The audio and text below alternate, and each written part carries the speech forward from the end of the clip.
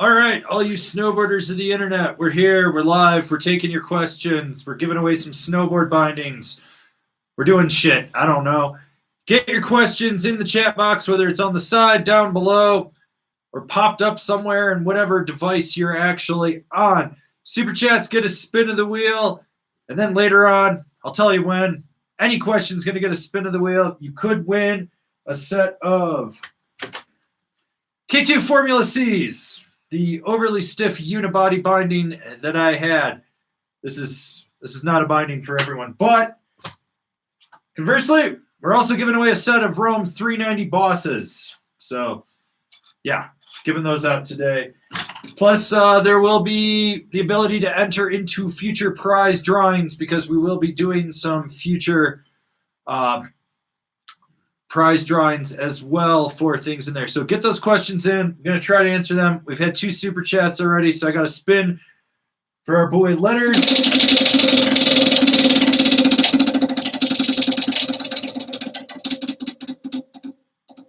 All right. Well, next non-super chat question gets a spin of the wheel. So hopefully someone's going to give a question here. Hopefully. Anyone? Bueller, anyone? Let's see what we got here. Yeah. Also, shout out to Canada for not getting their shit together and having to close down resorts. That fucking sucks ass. So that's really awful. But okay, so we got Jimmy McElroy, who's going to get the next spin on the wheel. Do you think Vail resorts are going to be super crowded next year due to Epic's 20% off their passes? Epic lines on the Epic Pass. They don't give a fuck about anyone anymore. They're just like, give us your fucking money and here you go. Yeah, it's going to be crowded. It's going to suck ass. I don't give a fuck anymore. I'm banned for life from Epic Resorts. I just don't care. It's fucking great. So, yeah, that's kind of where we're at with this thing. Yeah, the lines are going to be probably pretty heinous is my guess because they're going to push as much as they can. Plus, they got rid of the reservation system, which kind of makes some sense unless we go into Wave 4, which reminds me, wear your masks, wash your hands, keep your distance on people. You know, let's just do our part for the next few months. We're getting where we need to be, but it could be worse. It could be better. Let's do that. I'm going to go get vaccinated tomorrow. I'll let you guys know if I die. And by I meaning me letting you know, Kevin will say something somewhere. So anyways, Jimmy, here's a spin for you.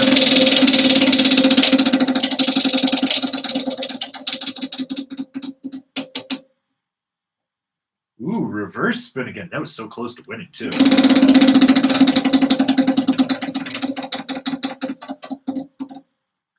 Lose a turn. All right. And we got our boy Joe X up there who wants a spin to win. Also, I got something cool to show you guys here in a minute. It's really cool. Pray to the altar of snowboarding, people. Pray to the altar of snowboarding. We're here. We're doing this. Oh, yeah. Let's see. We got Old Man Shredder. Last weekend of the season coming up. Snow is melting like crazy. Stoke is high. Thanks for all the surprisingly good. Thanks all for the surprisingly good season in spite of it all. Yeah. Hopefully people got some form of a season this year.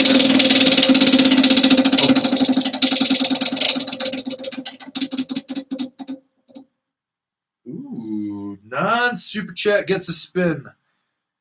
Well, let's see what we got here. And in case anyone hasn't realized, it is April Fool's. There's a lot of stupid shit being spewed on the internet right now. All right, we'll go with car wreck. Do snowboards have a shelf life? Typically, how often do we update our decks? There is a shelf life on anything. It all comes down to the abuse that it takes. I mean, there's people that are still rocking cars that are 70 years old.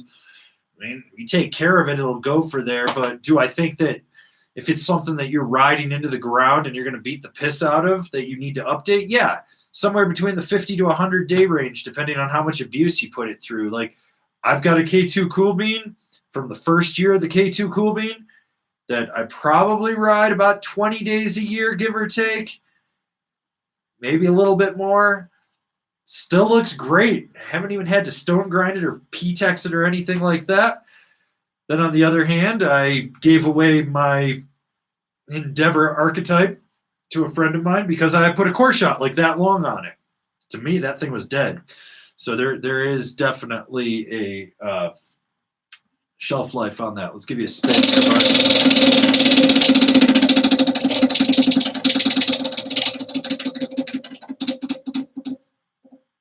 Ooh.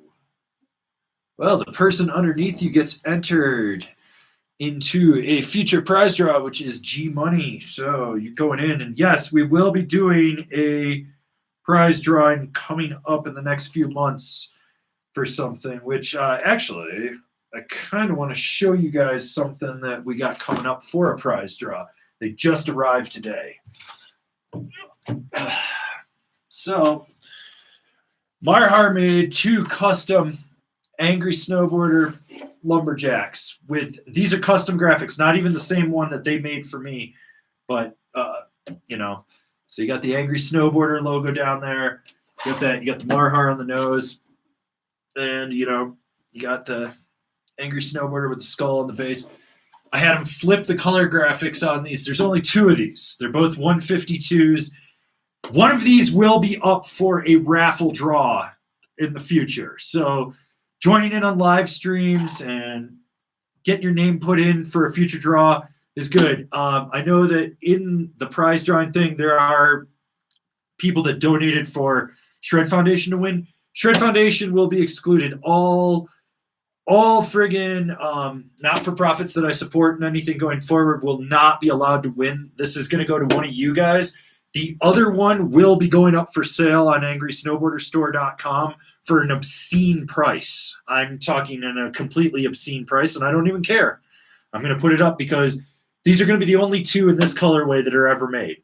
I'm not making any more. This is the only 2 like this that will be made like this. So they're 2 of 2, and I'm not even keeping one. So yeah, these just came in today, though. I mean, these things look so good, though. Just so good. So I'm stoked to be giving one of those away, and I'm going to sell the other one at some point. It'll be on Angry Snowboarder Store. It's not going to go up right away, so we'll get to that. And let's see. We got some more questions here.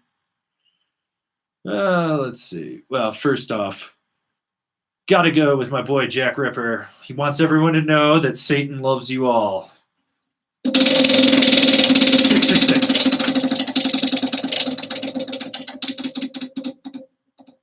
Ooh, non-super chat gets the next spin. Also, these will be coming up available on the Angry Snowboarder store as well. The bumper stickers that say, just because we both ride a snowboard doesn't mean we'll be friends. That's right. Bumper stickers. Made that up. All right, so let's pick a non-super chat and give him a spin. Oh, God. That's a dumb question. That's a dumber question. Let's see. What do we got here? All right. Oh yeah, here we go. Because I'm going to just get to shit on this company. Neil B4 Zod. Have you ever seen the speed strap from Snow White Technologies? They call it a step-on for traditional straps. What are your thoughts? It's fucking garbage! You fucking need to strap this long. It's for fucking... It was built by a guy that was so fat he couldn't see his fucking dick. That's what it was for. It doesn't give you any added benefit. I watched a kid literally fall over trying to unstrap with it the other day at Copper. I was just like, are you fucking kidding me? What are you doing? What the hell is this? Like, here's a definition of a kook. Someone that still rides Nike boots and tries to tell you how good they are and how Nike's relevant to snowboarding. Newsflash, Nike's not even in snowboarding anymore. That's the guy that created it. He's rocking a set of Zoom Forces or whatever the fuck they were. I don't know. Maybe Kaijus. I don't give a fuck. And his gut sticks out like this. He can't see his feet. course he needs something like that. Dude needs to get some Jenny fucking Craig, and then he wouldn't have that problem. It's a garbage-ass thing. Solomon tried it years ago. They got rid of it. Does anyone remember the old SPX bindings or the SP3s or whatever the fuck they were from Solomon? Oh my god, no, they're fucking straight fucking garbage. Just fucking garbage. No one needs that shit. It's a fucking gimmick made by lazy fucking people that go snowboarding 10 days a year. And that's being generous. The dude probably snowboards 3 days a year. I remember literally seeing it the first year it came out, looking at it going, that is fucking dumb. And then he tried to sales pitch it to me, and I was just like, no, dude. He's like, oh, you're trying to tell me you don't have problems bending over to unstrap? And I was like, no, I don't. And I snowboard 200 days a year. And my back is shot, and I got no cartilage in my knees. I don't have a problem with it. Is there someone that maybe needs it? Yeah. But I've watched like a couple kids that they sponsor use it, and I'm just like, one, you modified a good binding into a garbage-ass binding with that. Two, you fall over trying to use it. How is that any better? That's not any better. It's fucking garbage. Fucking Jesus Christ, people. Seriously. Take the money you'd buy one of these garbage-ass things for and just go give to your favorite yoga person on YouTube's membership or Patreon or something. That's such a better thing to do with the money that you would spend. Then you'll get a little flexibility. Then maybe you'll be able to bend over and touch your toes. I don't fucking get it. Ugh!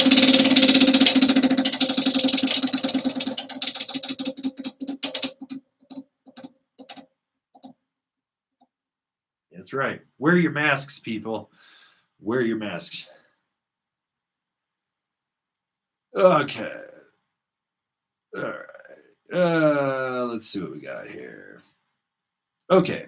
Aaron Barilla. What icon pass mountain will hold snow the longest? Thank you. Colorado mountain with the longest snow. That's A Basin. Judging by the fact that we're over like a 60-something inch base mid-mountain up there, and the snow's good, and it looks like we got more chances for snow in about another 5 to 7 days coming in. My guess is they're going to make it to June, and if they really want to, they might even shoot for those weird weekend openings and stay open until the 4th of July. They'll be the last. Copper is the next because they close on the 25th of April this year. So 24 more days of them being open.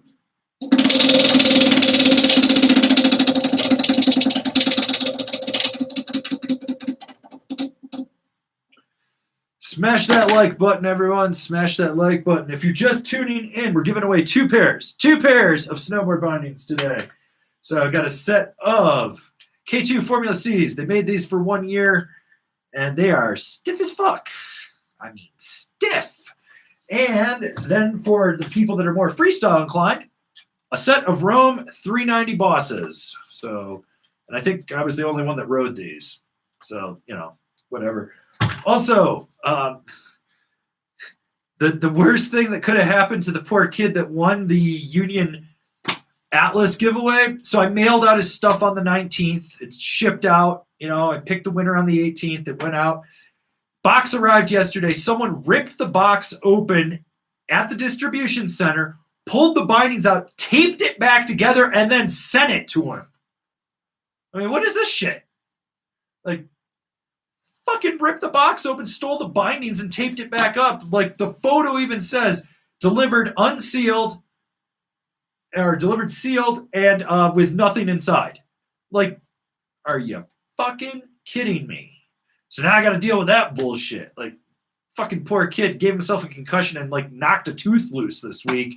Was really hoping for some new bindings, and now he doesn't get that. So I got to send him another set. So this is ain't that some shit? That is some serious, serious shit right there. Like, what the fuck? What the actual fuck? So we got that going on there. Let's see.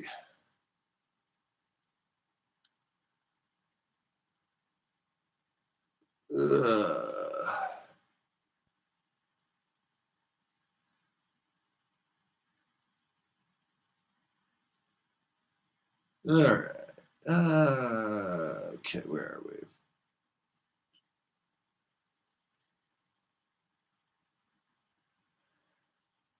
Okay. Ashton Long, I know you're not too big of a fan of the Rosnell 1LF 2021, but did you like the previous year models? Yes. Did you get a chance to ride the 2020 version? If so, any thoughts on it? The 2020 version didn't change from the 2019 version. It was the 2021 version changed. The 2022 version is completely different yet again. And it is way better than the 2021. Like the 2021 is just a fucking turd, but the 2022 is just it's like just the bad batch that just got there. So they kind of fixed that for there. All right. Okay. Sheldon Krieger, compare and contrast the Ride Berserker and the Nidecker Ultralight. Thanks. Ultralight is lighter weight, has a more flexible core to it, has a different profiling on the side cut. The Berserker is a little bit stiffer all the way through. It has a more smooth ride, especially because of the slime wall construction in there, as well as the core construction in there. The side cut is different, in my opinion. The ultralight is easier to engage. The Berserker's grips better and rips harder through there. If you're plowing through chop and chunder, the Berserker will be a little bit stiffer and bust through a little bit easier. Overall, the Berserker is one of the most smooth riding boards, if you can understand what I'm saying. I'm talking all that kinetic energy and chatter in there. Smooth in that regards. It just deadens it, but retains its liveliness throughout. All right, Sheldon, let's give you a spin.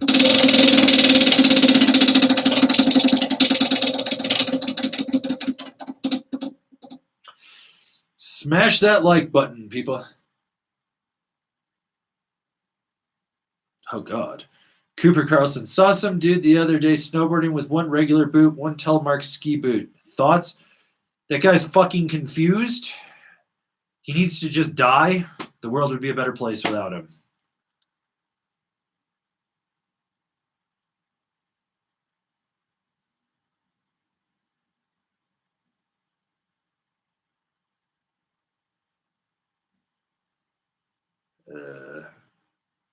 Kevin Spilly, Corona Karen story. Yes, there's a story about a woman named Karen from Connecticut that decided to punch a 13-year-old child at Mount Snow. This is where the live stream died 2 weeks ago. This woman was trying to stop people from literally hitting a down rail so that her man friend, I'm pretty sure the dude dumped her ass after this, could go down, ride the chairlift up, and come down. No one was allowed to hit it in between. She had to keep it away. So when everyone kept asking her to move, and she wouldn't, some kid asked her if she was retarded, which I would do the same thing. I mean, I have no problem telling an adult that they are retarded. It's not politically correct, and I don't care. But did that. She took off her skis, stormed up the hill, and swung on him and swung on him. And this little kid, this kid couldn't have been more than like 90 pounds, was just like one arm out at one point, and she's just swinging at him. And then he was just like, she swung at him, he grabbed her and just dropped her on the ground. It was fucking great. Like the video on that, Park Crew Hates You had the video on that. But the best part was my boy Crowbar, who teaches for Mount Snow Academy, one of his kids actually filmed the incident from a different angle and was like, yo, it's even more comedic. So I got to watch that video. And I was like, yo. So first off, this woman is like 30 years old. And she broke the state guideline by coming across the state lines to Vermont for the health mandate. She swung on a small child. I'm like, if you're going to swing on a child, at least kick their ass. You didn't even kick their ass. You got beat up by literally a 13-year-old. And I wouldn't even say he beat you up. He literally defended himself against a grown-ass adult and won. You suck, lady. You suck horribly. So there you go. Ugh. Remember to subscribe. Okay, where were we? We got some more going on here.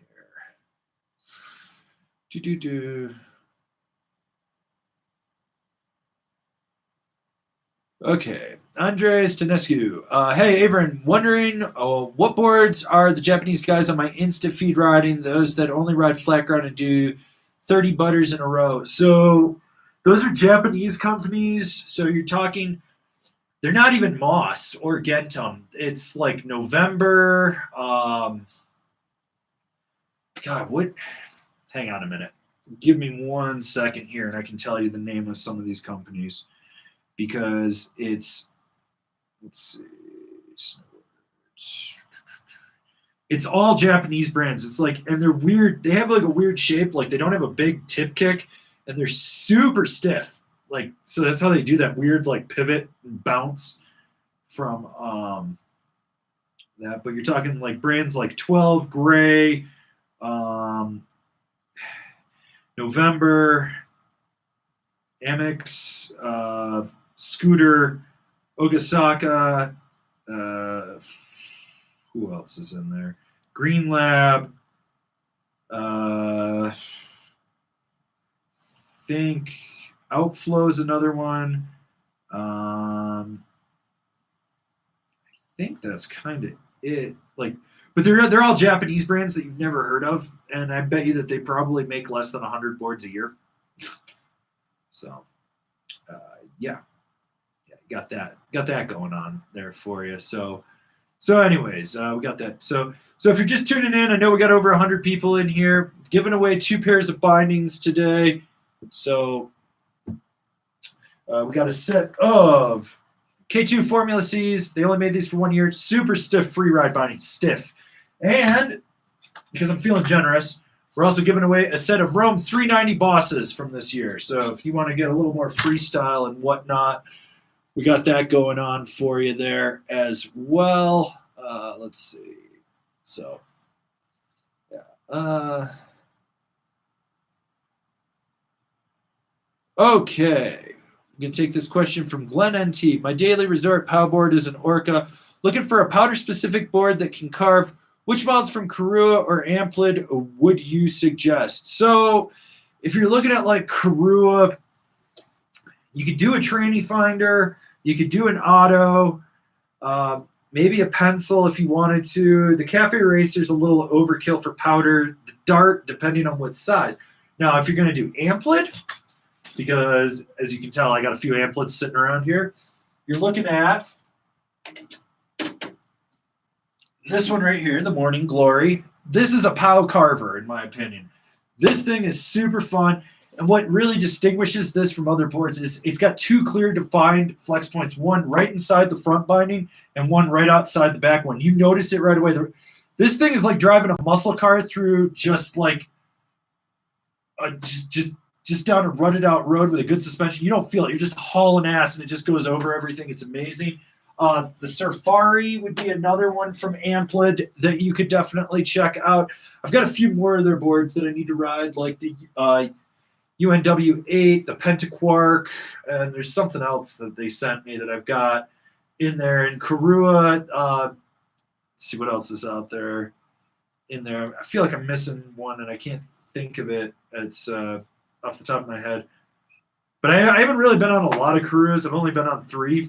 I've only been on 4. So, yeah, got that going for you guys there.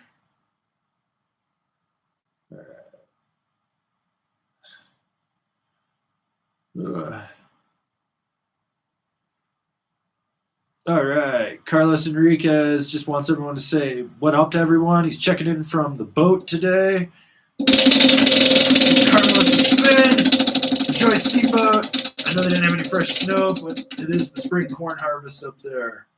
Wash your hands, too. Wash your hands. All right. Neil B4 Zod wants to spin. Let's give him a spin.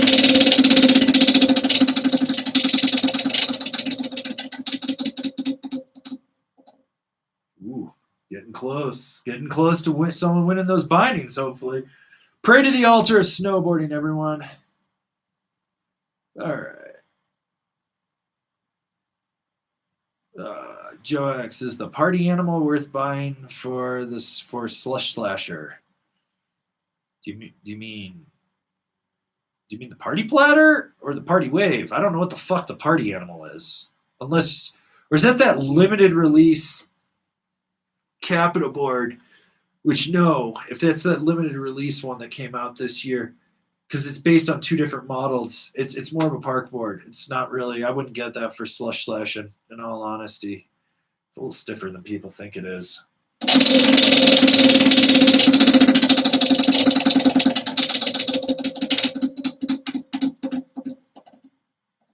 Oof.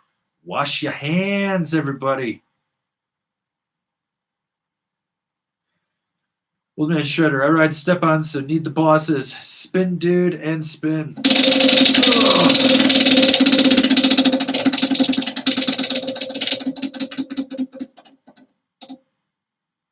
Shout out to my moderator, Billy Ray Valentine.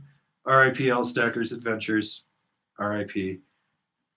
May his soul rest in eternal damnation in the fiery pits of snowboarding hell, where devil will shove a pineapple up his butt for being a troglodyte and annoying. All right, let's take some more questions here.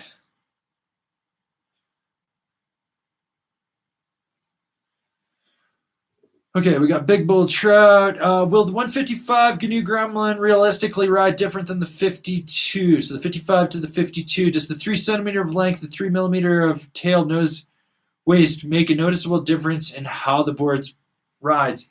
It's going to be a little bit softer. That's the big thing. And the edge-to-edge transmission will be different. You're not talking much difference overall with like the ride. It's just how fast it's going to transition edge to edge and how it's going to flex. That's the big difference. It really comes down to what your weight is on that. Like me being about 200 pounds, I like the 55. I think that's perfect. The 58 is too much. The 52, I can get away with if I really wanted to. But the 55 is like that perfect medium of where things need to be.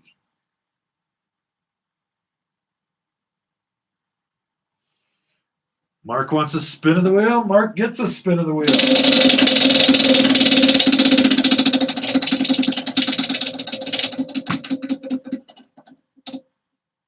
Remember, fire cures everything, including random crabs you got after hooking up with a snow carny. Shave one side, set the other side on fire. When they jump, stab them. Ugh.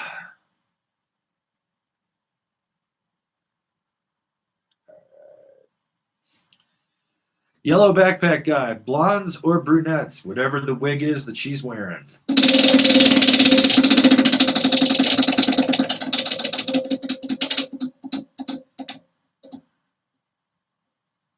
Wear the masks, people. Wear the masks. All right, Milo wants to spin because he needs new bindings. All right, Milo, let's get this. We're going. We're going.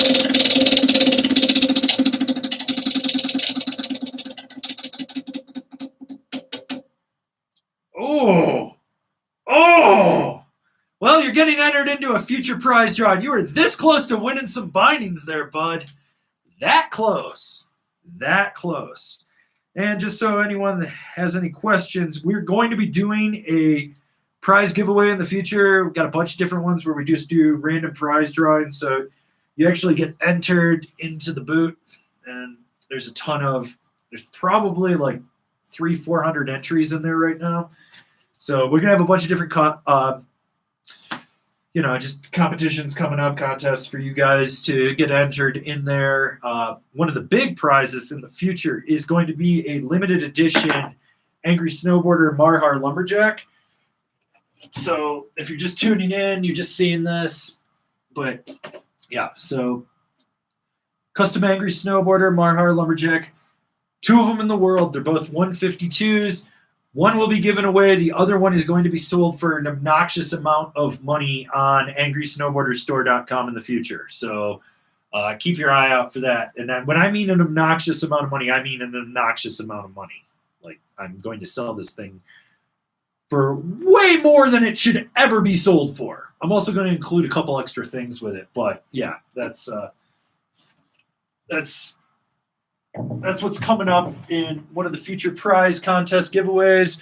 One of the other giveaways we got coming up, actually, this will probably be the next one, is going to give away this Rosmel Sashimi 156. That's going to be the next giveaway in there. We've also got a 148 Ride War Pig to give away, 155 Rosmel Jibsaw, and there is a 147 PBR Slush Slasher one of 150 in the world that we will be giving away. I'm working out some details with some contests and stuff for the future for things for you guys. So, you know, just trying to keep you guys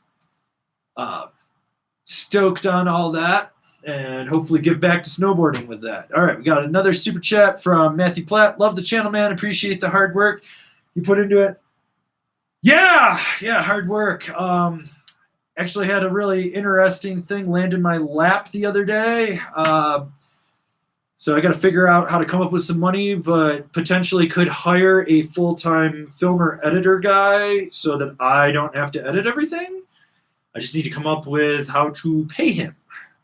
Like, there's potential there. So if you're not a member of Angry Snowboarder VIP, just understand if you do become a member of Angry Snowboarder VIP, not only do you get stickers like just because we both ride a snowboard doesn't mean we can't be friends, but you would allow me to hire another editor and start bringing on more staff as we expand out what I've always thought was going to be how this thing would be ran. So, yeah, that's one way we're going to try to fund hiring Ben to become the new filmer editor.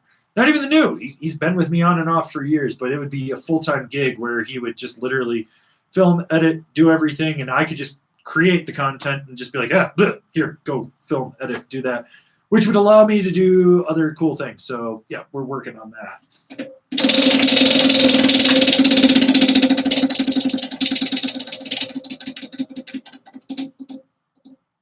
All right, smash that like button, people.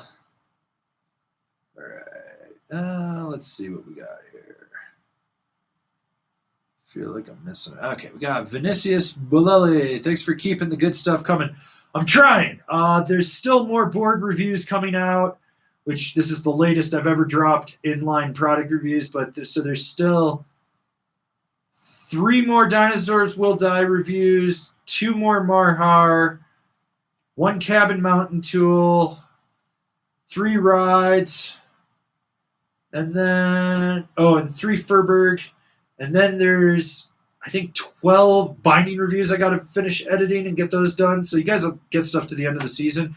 Meanwhile, I have been riding the 2022 product. There's, I think, I'm just over 40-something products that I've ridden already. So if you're a member of Angry Snowboarder VIP, June 1st, every day, you will start to get a written review for that. I think right now we've got stuff scheduled till like the 7th or 8th of July, and then I'm scheduling stuff for August as well and going backwards just to try to mix it all up for everyone. So, you know, just trying to get content for all you guys for the future. But we'll have a big drop in the fall of product reviews. So I think I'll be doing like 3 reviews a day dropping for that. And November will be top 5 month. So there will be a new top 5 every day of the month for November. Also, I'll be on vacation for June, but that doesn't mean there won't be content dropping. I just won't be doing live streams or answering questions. So, yeah.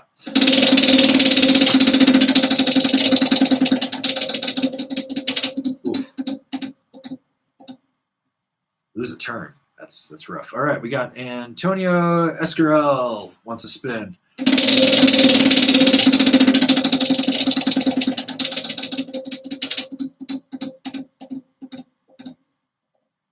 Well, all right. Antonio Escarel, you just won yourself a medium sticker pack. All you need to do is email me, info@angrysnowboarder with your mailing address, and I will get that in the mail to you probably next week because I'm going to get vaccinated tomorrow, and I know how vaccines take me down, so I'm probably going to be knocked out for like 48 hours. So, yeah. All right.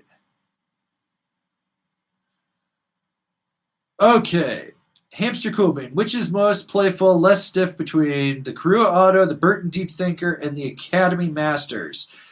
Most playful on that list is going to be the Academy Masters. Stiffness, it's kind of tied between the Academy Masters and the Deep Thinker. The Auto will be the stiffest of those 3 until it breaks in, which you're going to really want to. It's also going to be the most responsive just due to the camber profile on that. They all kind of sit in that same relative realm, but the Academy Master will be the most playful of them and less stiff.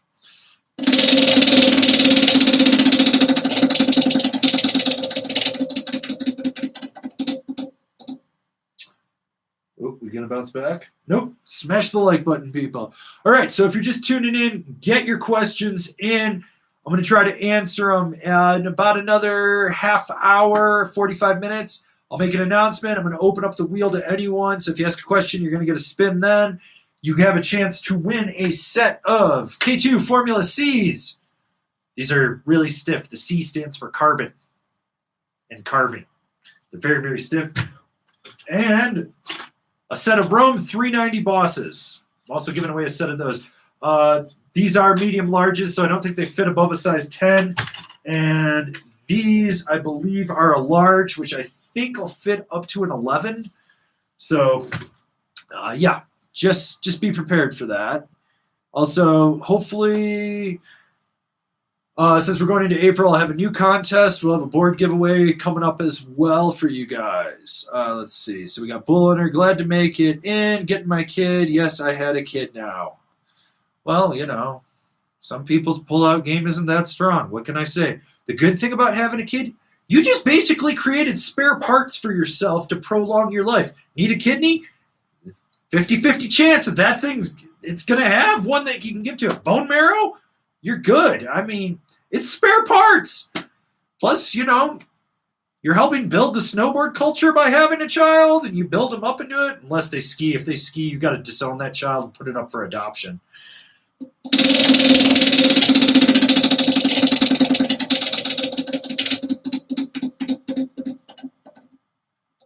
R.I.P. to L. Stacker's Adventures.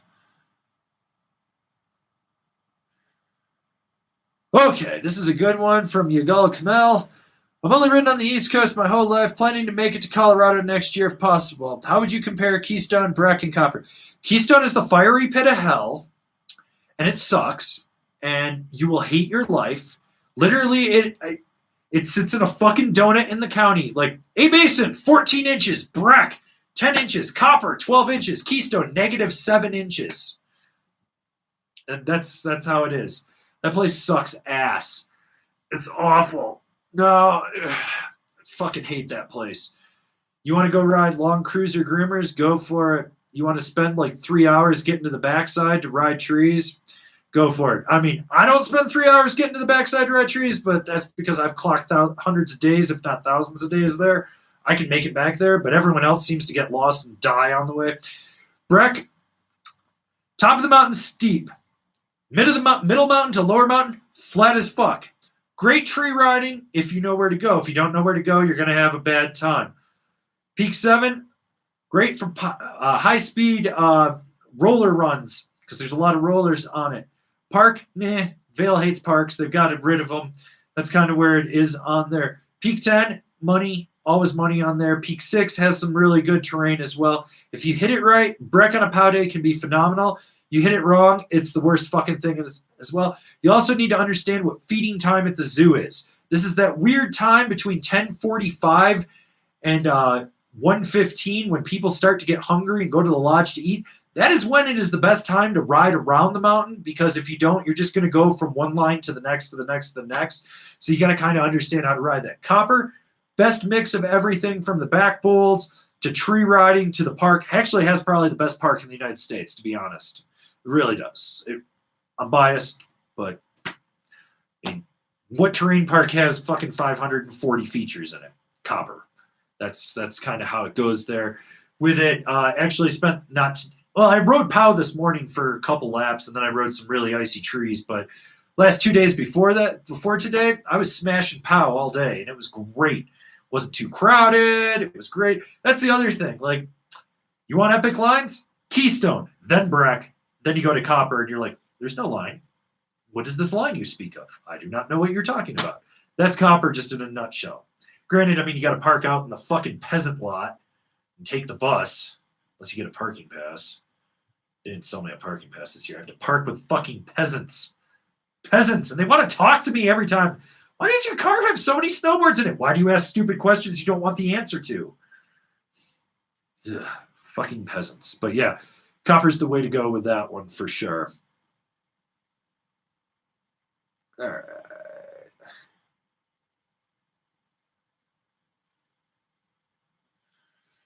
Okay.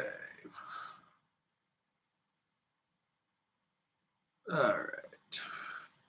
Chris, aka Flash, Battalion Evil Twin, Solomon, Huck Knife, Capita DOA. Which would you recommend out of those boards? I mean, since you're looking at park boards, they each all have their pros and cons. My go-to one that I would probably gravitate to first would be the Huck Knife. That's just how it would be. So, Rainier Asuelo, what do you think of bent metal bindings? I am so happy that they revamped their binding line because it has gotten so much better than where it used to be back in the day.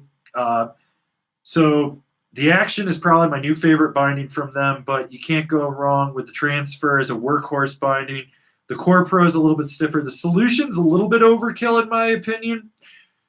That's fine. The Logic is, and I'm missing, there's another one in there, and I can't brain farting what the model name is on there. But it's a little jibby. The high back does have some tendency to crack. They have pros and cons to them. I like it. What I also like is the fact you can swap the drive plates out on the binding. So if you wanted stiffer flex underfoot on the softer binding, you could order the stiffer drive plate and actually put it in there. So yeah, there we go. All right, we got Michael Cooley with a super chat. Need the K2s. They are my size. All right, sir. We'll give you a spin. What do we got? What do we got? Where we go? Oof.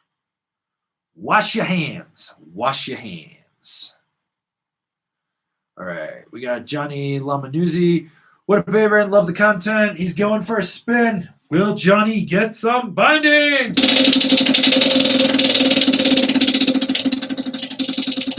Also, I keep toying with the idea of getting a giant Plinko board for this.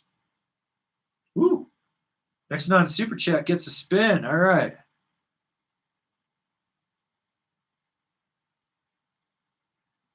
Ugh, you ride Never Summer. I'm not answering your question.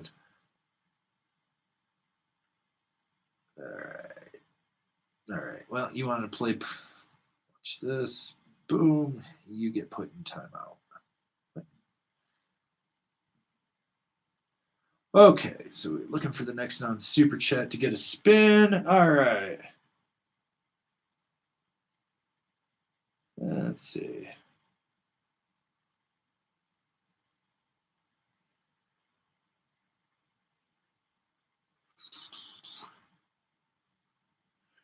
All right, this is an easy one, so I'm going to go with it. From Alda Argument.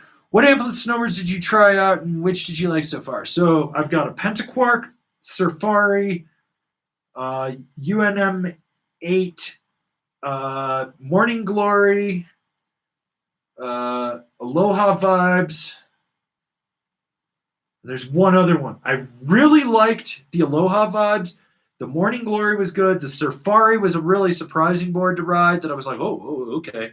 So far, like there's something about getting on an amplit board, like it's an experience. That's the only way I can describe it. Is it's an experience. Like I've ridden a lot of boards where I get on and I was like, yeah, it's a snowboard. Okay, move on. Or you get on it and you're like, okay, this is like typical of stuff that they make, and then you get on an amplit and you're like, what the fuck is this? And you're like, this thing is absolutely phenomenal. It rides different. It's just got a different characteristic to it. I love getting on amplit boards when I get the chance because they're just it's not something you normally get in North America. Peter Bauer just absolutely crushes it with those boards. It's just such an amazing brand. I can't wait to ride the rest of them, do the reviews of them. Can't wait for you guys to see those in the fall, or if you join Angry Snowboarder VIP, be able to read the early reviews this summer. They're amazing. Like, even the ones that aren't for my type of riding, I'm still like, this is a really well-built board, and it's a really well-designed board, and it rides exceptionally well.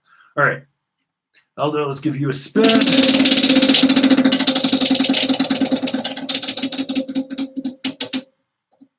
Ooh, reverse spin again.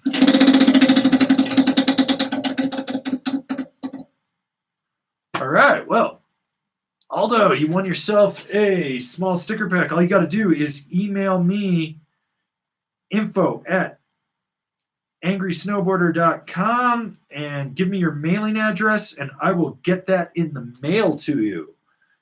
So let's see. All right.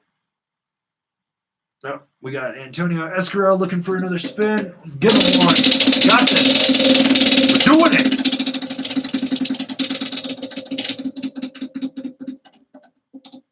R.I.P. to El Stacker again.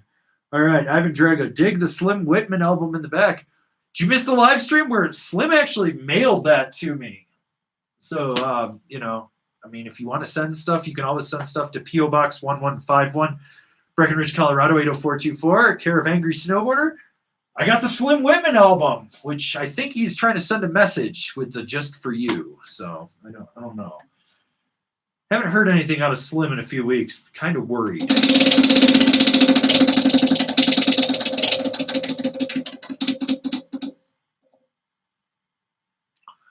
All right.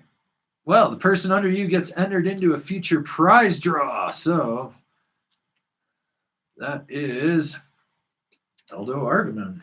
So, dang dude's just getting in there. And remember, we'll be doing a random prize draw in the future. This isn't today or anything like that, but we'll be giving away some cool stuff in the future for people. I got some contests and whatnot, so always stay tuned. Always check out the live streams because you never know. You might win something. I mean, I got a stack of prizes I'm giving away here, so. All right. Joe X, what happened to last week's stream? I had a major migraine for 36 hours and I couldn't see. So I wasn't going to go sit in front of a bunch of lights after I started to feel normal. And so I just sat around in my dark living room lamenting my life choices.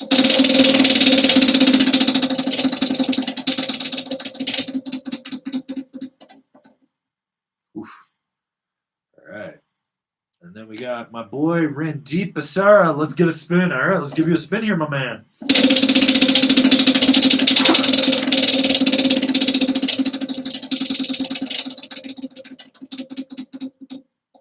Remember to subscribe. Remember to subscribe. Ian the Welshman, selling the Marhar to pay for the Trans Am soft top. No. I'm on a new kick. I want a Bremen Sebring. It's a Volkswagen Beetle with a body kit that looks like it's a cross between a Corvette and one of the vehicles from Roger Corman's Death Race, the original from the 70s, not the remake with Jason Statham. All right. Alexei Somlik, spin to win!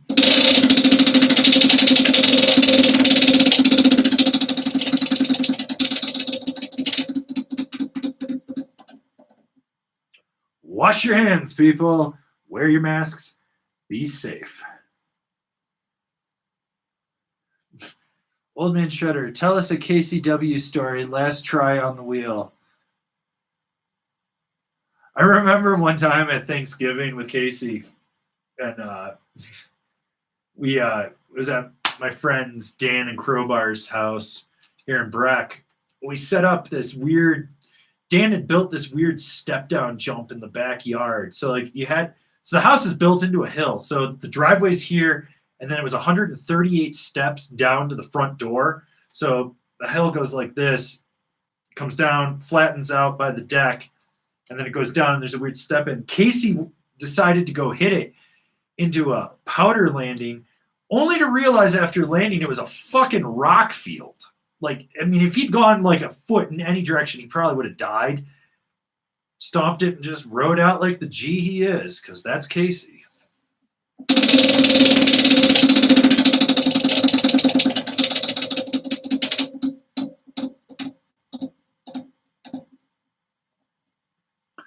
All right, you know the drill. Email me that address, info@angrysnowboarder. You're getting yourself some more stickers. I know it's the end of the season for you, but hey, you know, that's how we do things around here. Okay, Dubs asks, sup with the Jones Aviator 2.0, worth the hype? I think if you're the right rider, the Jones Aviator 2.0 makes sense. I rode it. the first thing that came out of my mind after my second lap was, what kind of sorcery is this? That this board is this damp, yet fully lively. It's not a dead turd at all. And that choroid core in there does such a good job of dampening in the nose and everything, all that chatter.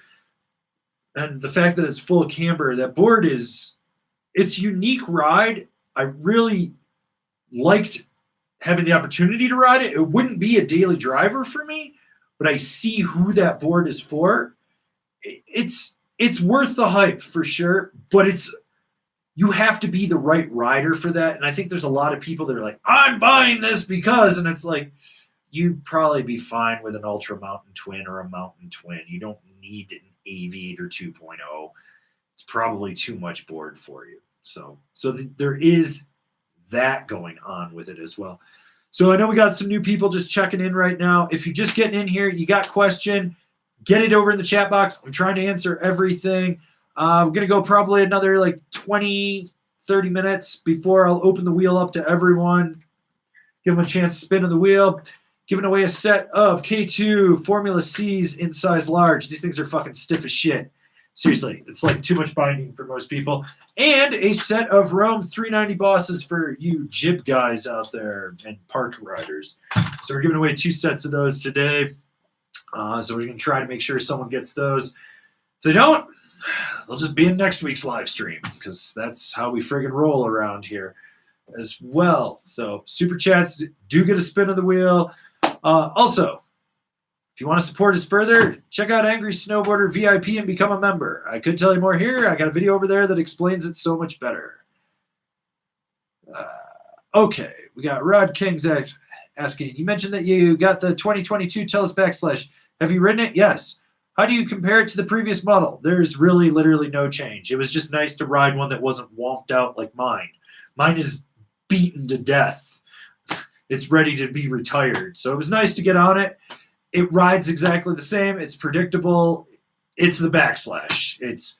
You can feel that camber drive in there. It's playful where you need it to be. It's got power where you want. You can rip a turn. It hasn't changed. What was nice is I actually pretty much rode the whole Telos line.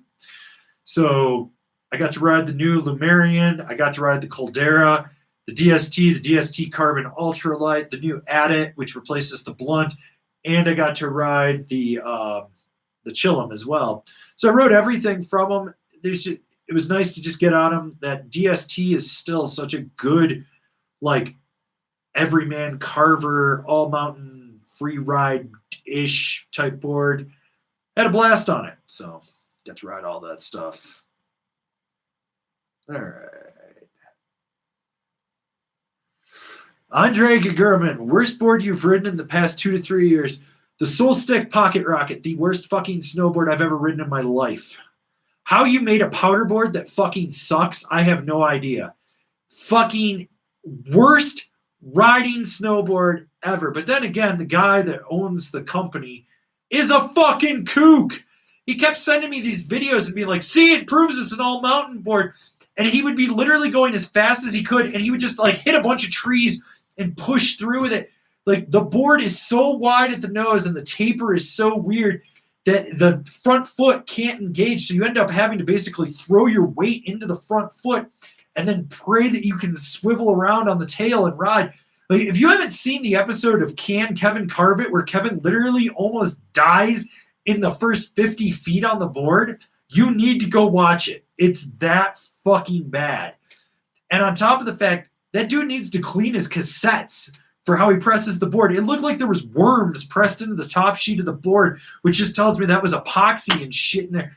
Like, that board, the nose was so floppy too. I hit a rut and it actually bent back and hit me in my knee. The board literally bent and hit me in the knee. I was like, are you fucking kidding me? Garbage ass company, garbage ass boards, and now he's trying to make garbage ass binding. The funny thing is, this guy is like one of those do-it-yourself engineer nerd people, and I guess he's got some claim to fame over in whitewater rafting and kayaks and shit. That's cool, dude. I don't do that shit, so I don't know what you've done over there, but I'll tell you what you did in snowboarding. You made a powder board that couldn't ride powder. You did something I didn't think was possible because all snowboards should be able to ride powder. I mean, I had to go find fucking like 14 inches of POW that was steep in order to turn the fucking thing. First run of the day, I get off Super B at Copper. I take my normal warm-up lap. I go out the gate. I do the little traverses. I go, it's like I think it's like all said and done, it's like 1.8 mile from one side of the resort to the other or something like that, the way I take it. I've never been more scared in my life. And I don't mean like, oh, the terrain was sketchy, it was wind loaded. I mean, I was scared getting off the chairlift. I was scared skating. I scared once I strapped in. I was scared traversing through POW. I was scared riding POW. I was scared going downhill. I was scared on a perfectly empty groomer going straight. That's how fucking scary that board was. In my opinion, it shouldn't exist as a company. It shouldn't exist as a board. Fuck that company. The best part was after I wrote it, I had to send it over to James Bestiality at the Good Ride. And guess who gave it a good review? James Bestiality. It turns off the back foot. Every snowboard turns off the back foot because you ride with your front legs stiff as fuck, you dipshit. So, don't ever take that guy's word for anything. He sucks dicks with his butthole. So, yeah, that's where I'm at with that. Yeah, worst board. Okay, we got Jimbo 5631. Hey, Avran, any advice for going from cam rocker to traditional camber? Yes. So with cam rocker, it brings the contact point midway, typically, between the insert and the actual tip contact point. So you steer it a little more on the outside of your feet, whereas camber, you're steering it out at the tips. So just be prepared that what you thought would be responsive more towards the insert pack is now going to be pushed out further. It's going to be a slightly delayed reaction. You're going to notice that as you engage that board, you're steering it out further. So you have to be a little more calculated, and you can't just be like steering it with ankle flexion right underfoot. It'll take you probably a solid day of riding to be like, oh, okay. The other thing is camber tends to be a little bit more hooky. Be prepared for that. If you're really worried, take a file, detune your edges out at the contact point. All right, Jimbo, let's give you a spin.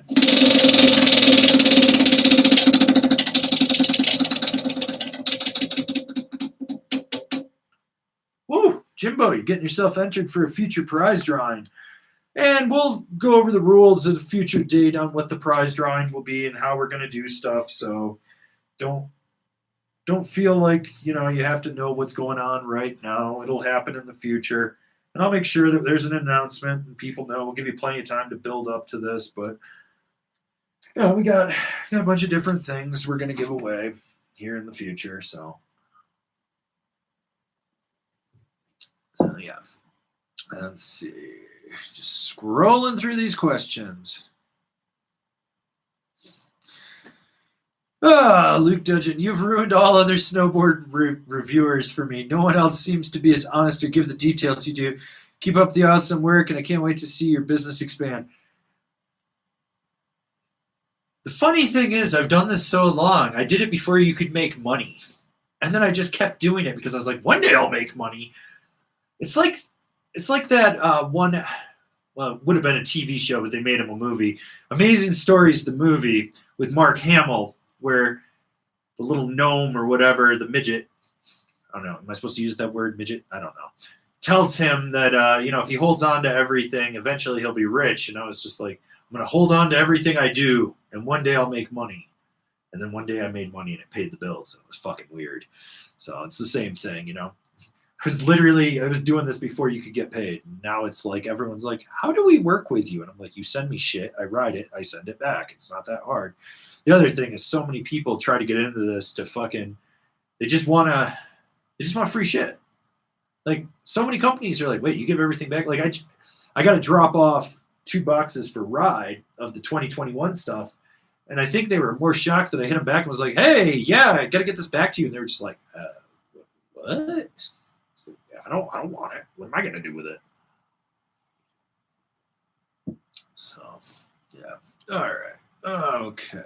Let's see what else we got going on here.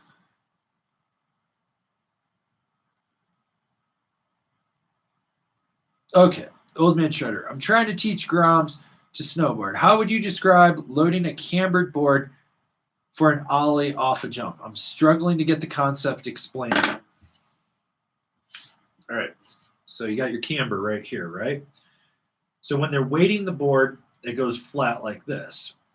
So when you unweight the board, it's going to rebound back to its natural shape. Now, loading takes a little bit different.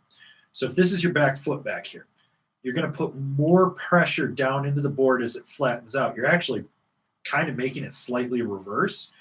And what you're going to do is when they push down, they're going to bend their back knee towards their front foot.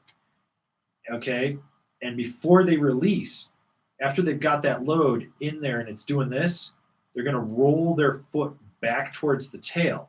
And as it goes back, they're going to de-pressure that front foot. So it's going to start to bring up like this.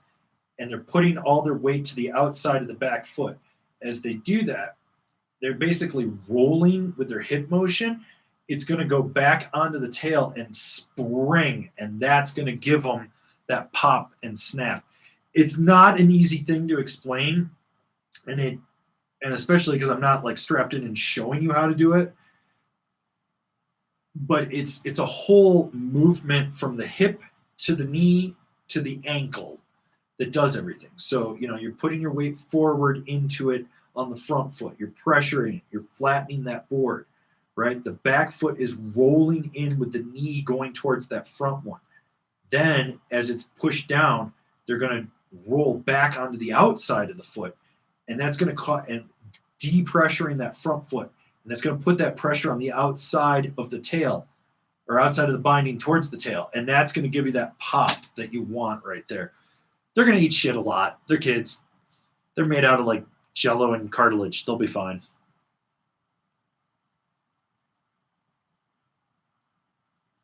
All right. Brandon Wong, what's your opinion on the niche Wreath? That's a board that I don't give enough love to, and it's actually a really good board. It's got like just the right amount of pop to it. It's easy to load. It's forgiving where you want to, but it's still a responsive board. Niche is an underrated company that I need to give more love to. I realize, like, I'm kind of shitty with that, and because they do make some really solid boards. They do, and they ride well. They have, and they're good for the environment, or semi-good for the environment. I mean, snowboarding's not good for the environment. We're kind of a blight, but whatever.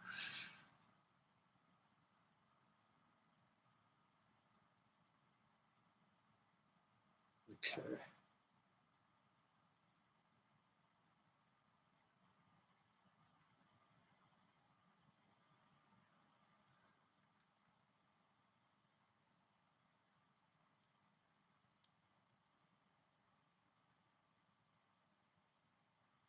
Let's see. Okay. We got Random Admin. Have you checked out the Rome Super Speed? I love a poppy cambered board. I'm just wondering how it stacks up against the National. I think they're actually calling it the Freaker, depending where you're at, because I think it went from the Speed Freak to the Freaker. I actually just rode that board today. I rode the Freaker today. The best way I can describe it is it's like if the Warden is a Honda Civic, because that's what it is. It's like a Honda Civic. This is more like a Honda Civic with NOS and a lot of tuning on it. It's more responsive. It's snappier. It requires you to drive it with a little bit more power in there. It was a fun ride. I owned a Warden, and then I rode that, and then I've also ridden the Stale Cruiser. So it's almost like a snappier, more responsive, stiffer Stale Cruiser, really. That's the way I would describe it, I guess. So, yeah. Let's see. I feel like I'm missing some stuff. Okay. Where were we?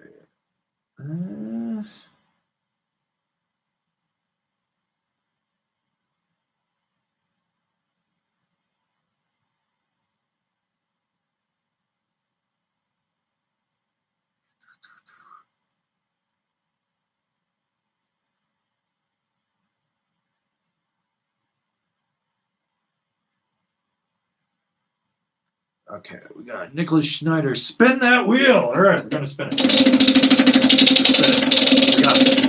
Spin it. What do we got? What do we got? Where are we going? Oh, shit. Oh, so close to winning those bindings.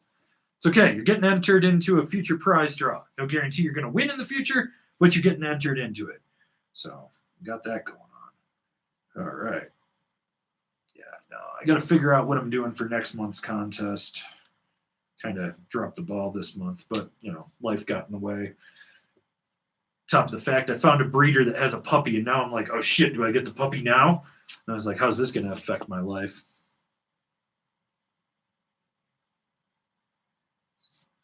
Adamel, I have an edge all around my board, and I want to make it into a swallowtail pow board. How would I cut the edge? With a saw. I mean, that's what saws do. They cut things. So what you're going to want to do is Sawzall, cut it if you don't care if you want to be sloppy. Otherwise, grab a hacksaw, mark it where you want to, cut the edge. Then once you cut the edge, you're going to have to pry up the section that you're going to turn into the swallowtail. Pry it up with a screwdriver or whatever. Grab some pliers and yank that edge out of the section you're going to cut. Then from there, Sawzall that bitch right up on in there. Or you can just keep using the hacksaw and go through there. Cords are pretty easy to cut through. So, all right.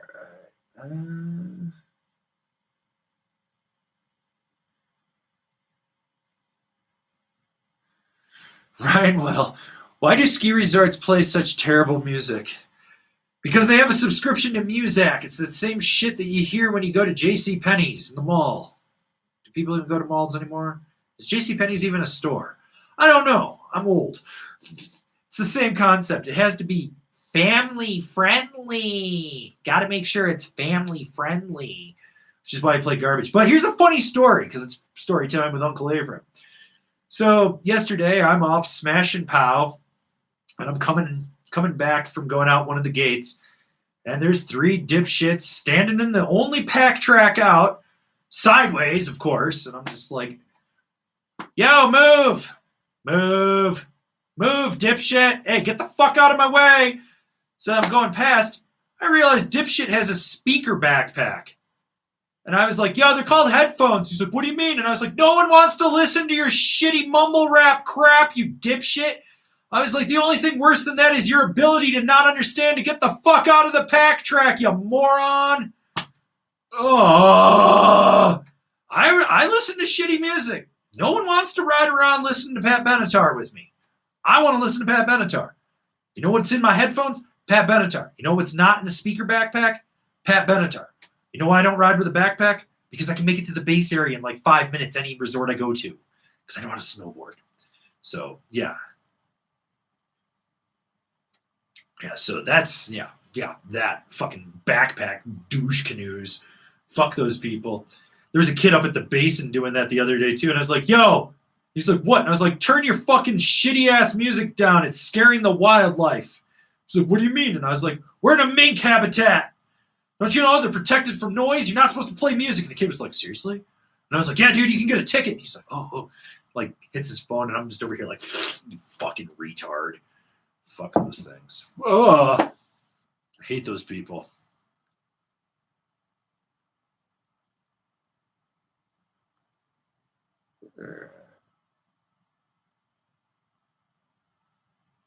Let's see. Story 3333. You going to the beach in June? No, I don't go to the fucking beach. The ocean touched me 2.5 years ago, and I'm still not fucking over that. It was fucking bullshit. Had to go to California for a wedding. Well, let's go down by the beach. Fucking shit touched me. I got a rash. Fucking hair on my leg fell off. I think I got an infection too. It was fucking disgusting. My leg caught on fire because there was like oil in the water. The ocean is fucking disgusting. The beach is even more disgusting. It's where dogs go to shit. That's it. Like, it's disgusting. I used to work at a state park in New York that had a quote-unquote beach, and every morning they had to take a fucking tiller and go down the beach and till the sand because the Canadian geese would come in and shit all over it at night. So they just till it up and put it back down, and I'm sitting there watching kids scooping the shit, and I'm just like, this is disgusting.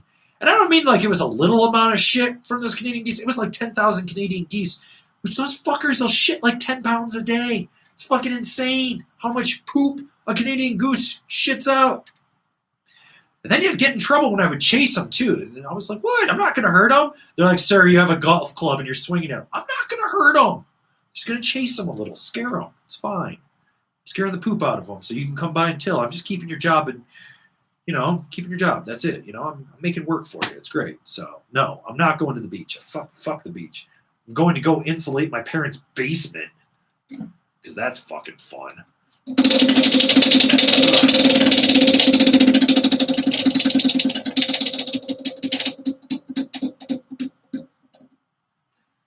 Wash your hands, like I did after chasing those geese and touching the poop sand. Ugh. Okay. Since I'm giving away a set of these Formula C's, J-Raz asks, what's comparable bindings to the Formula C? Don't think they could actually buy them anymore. You can't. They only made them for 1 year. Close comparison would be like the now O drives. Let's see what else is out there. You're looking at like your stiffer bindings, the Rome Cleaver, the Ride A10, stuff like that. Like it is. I mean, there's nothing in this thing. Forgive. Like this binding it's a free ride binding through and through. May God have mercy on anyone that gets that. All right.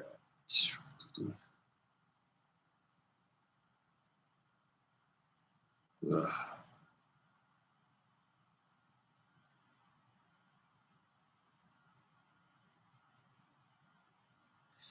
Ivan Drago, James Beastie, Alfredo sauce sommelier. He's the king of gargling Alfredo sauce on videos, dude. Why the fuck is he eating like steak and Alfredo while doing a review? Like I don't get that. Ooh. Person above you gets entered. That's our boy Vincent Dew. That's right. Coming in from Germany. Good old Vinny. Good old Vincent Dew. Well, #1 German fan from China.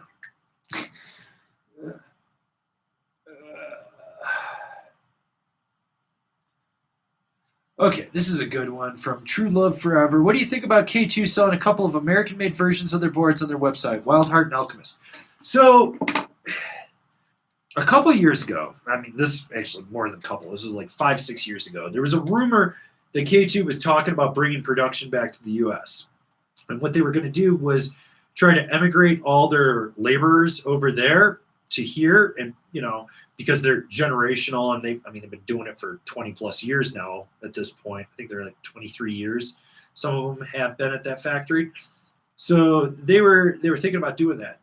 What this is we realized in the pandemic and then the shit with the Suez Canal this week too, supply chains are kind of broken. And if you're too dominant on one area, you can get screwed and you won't have product coming in. Having that stuff made in America, especially with them being a higher end board, it makes sense. They're limited production. It's fine. I think what we're going to see, especially with everything going on post-pandemic, we're going to see supply chains change. We're going to see production areas change as well. And this is a test for K2. It really is, because they're not just doing snowboards. They're doing some skis too. It's a test for them to see if the demand is there, that people will buy an American-made product from them, and if they pay a more premium price. The other thing is, I think we're going to see some slight inflation, which this has been coming long before the pandemic and everything, and the economy tanking in the last year. But we're going to see this demand, or this inflation, if you will, for the price of stuff, because snowboards, if you look at the price of a ski and if you look at the price of a snowboard, snowboarding is actually cheaper, which is awesome. I don't have a problem with that. But I think, there's like a slight market correction that needs to show up. And we're starting to see that. Like more people are like, oh, $550 for a snowboard isn't unheard of anymore. When even 5-6 years ago, they're like, $550, I'm not paying that. So as long as people aren't paying $8,000 like for that fucking Dior snowboard, which doesn't even give you a hand job from Kylie Jenner. What kind of bullshit is that? If I pay $8,000, why can't their spokeswoman give me a handy? Oh well. Anyways, Okay, Michael Kulig. Avran, ridden the Rome Mountain Division. Thoughts? Didn't see a review from you. AngrySnowboarder.com. There is a review of it.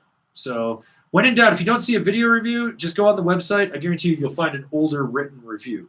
Also, anyone want to see the new mod Stale? It's got that sitting here. So, I got the new mod Stale right here. Rome SDS. Very, very subdued graphic this year, if you will. So, yeah, can't wait to ride this thing. Hopefully I get a party mod soon to ride. But I got that.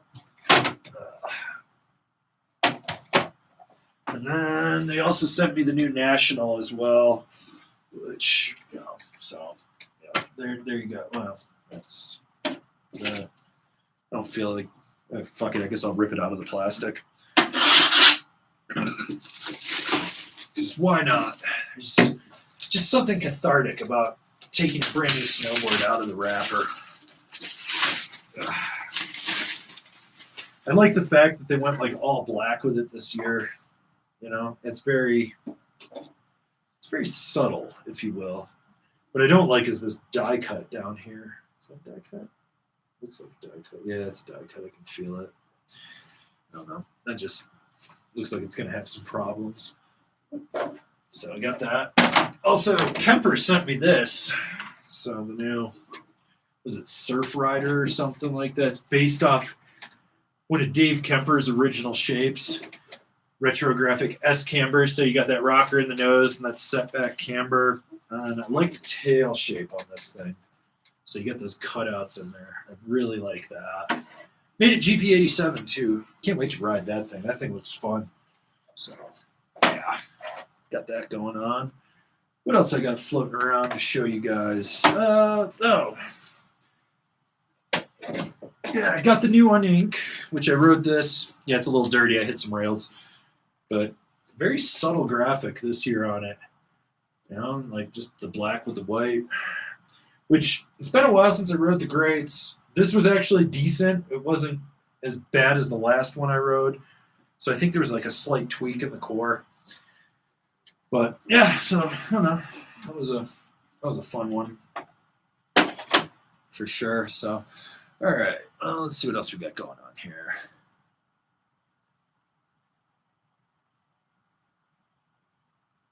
OBSF, Avran, 5'4", 250 pounds, own the OG 53 Orca. Overpowered, thinking of getting the 47 2021. No, dude, you're 250 pounds, man. No. No.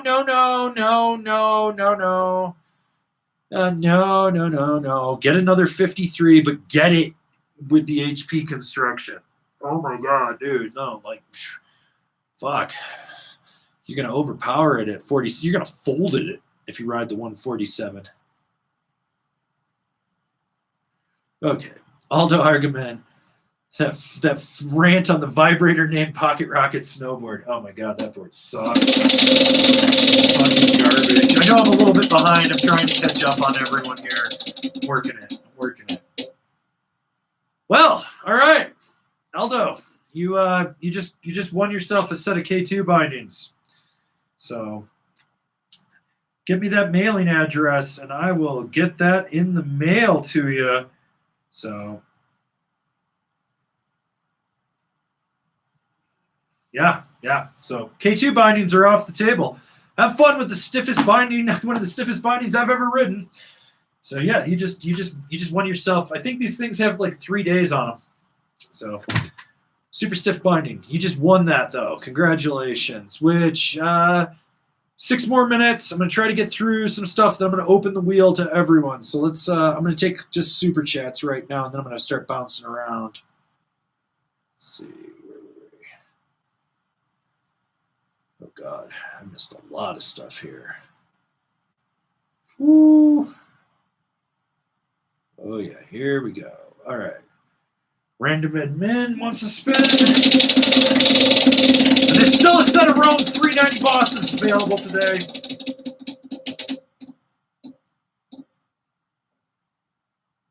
You win nothing. All right. Mass Mills, get the puppy. I'm getting the puppy. I'm trying to get a puppy. I'm going to teach you to kill. It's going to be great. It's going to get shut ton training. All right. Mass Mills, Blood, won yourself a jumbo sticker pack. So email me info@angrysnowboarder with your mailing address, and I'll get that in the mail to you. All right. All right. Got Adnan Faz like, hey, bud, looking for a free ride board for 2022. Have you bet on anything so far you'd recommend? I'm thinking about the Burton straight shooters. I've been riding the Burton Custom with the new Burton Cartel X bindings. The straight shooter is stiffer than people think it is. I haven't ridden it, but even just the flex on that thing in the shop was super stiff. With that said, free ride boards that have stood out to me, the Jones Ultra flagship, not the regular, the Ultra, the Aviator as well. The Ride Berserker stands out. If you want to go a little stiffer, they stiffened the Black Snowboard of Death up for next year as well. The Telos DST, although it's probably a little softer, it'd be stiffer than your custom with those Cartel X, but it'd be softer than that straight shooter. They stiffened up the Y, which tells me that the Optimistic for them, yes, is going to be stiffer. I rode the Y the other day. I'm going to ride the Optimistic maybe tomorrow, maybe not. I don't know. Might take the day off. Do that. Some of the Safari is pretty solid for a Carver free ride board from Amplit as well. So I think that's a few options. I'm still in the early phases of getting stuff, even though I've ridden 40 things. I'm supposed to be getting K2 and Solomon stuff in the next week. I'm supposed to be getting more ride, hopefully in another week. I don't know what's going on with Nidecker. And then Mervin, I'm supposed to hit the guy up in another 5 to 10 days. So we'll see. So hopefully that answers your question.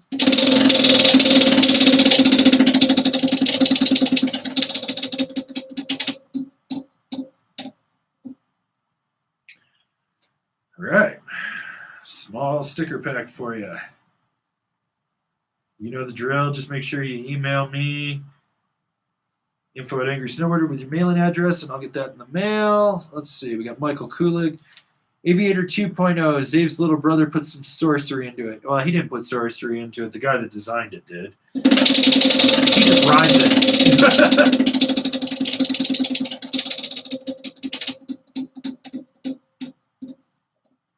All right, Michael, medium sticker pack. You know the drill. Email me, info@angrysnowboarder. Get that to you. All right, we got Phil Peacock. Go fast, use warm temp wax. Hope you all had a fun season. Sounds like a PSA.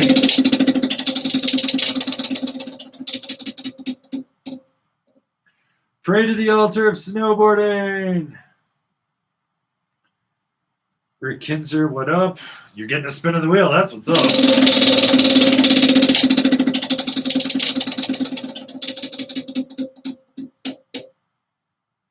Shit. Well, Rick, you just won yourself a set of Rome 390 bosses. So you need to email me, info@angrysnowboarder with your mailing address, and I'll get those in the mail. So, yeah. All right, bindings are off the table. Was not expecting that to hit that soon. So, oops. Oh, well.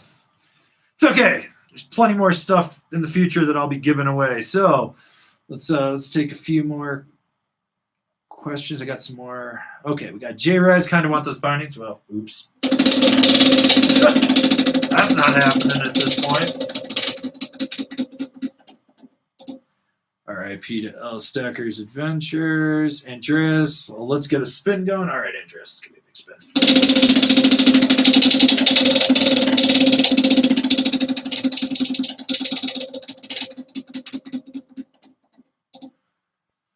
All right, P. L. Stacker's Adventures. All right, Kevy Espilli. I haven't ridden a single day this season. Going to take a 3-week trip around April 22nd between Oregon, Washington, Idaho, and Utah. Where should I go, Daddy? I mean, that late in the season, probably Oregon. I don't know. I checked the snow report on that one. Person above you gets entered, so that's Ivan Drago. So, yeah.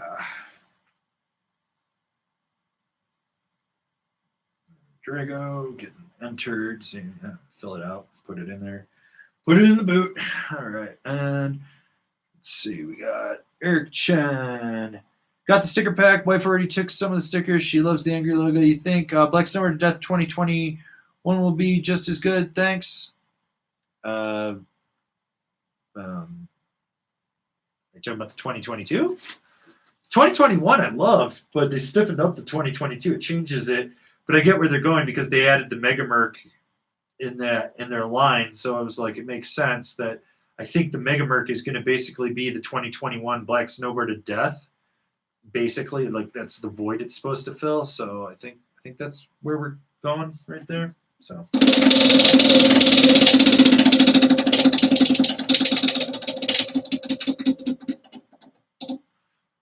Oof, R.I.P. to L Stacker's Adventures. Howdy, it's David. Spin for Slim. Fuck Slim Whitman! He sends me stuff like that! Oh, how convenient. R.I.P. to L Stacker's Adventures for my boy David. Okay, TT. Who will dare to make boots in the U.S.? Talk about a supply line owned by China. Look at all the sneaker brands. Oh, God, no one will make a boot in the U.S. That thing would be like $3,000. What I think you're actually going to see is more production for boots moving to Vietnam. Vietnam, Cambodia. They've already started. I'm not sure if it's 32. Someone, maybe it's Vans. One of them started to move production over to Cambodia or Vietnam. So it's happening.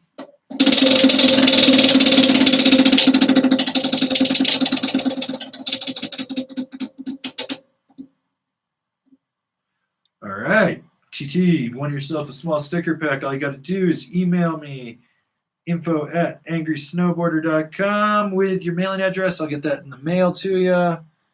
Let's see.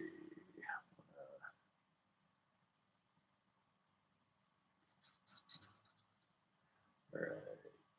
Joe X wants another spin. We're going for it.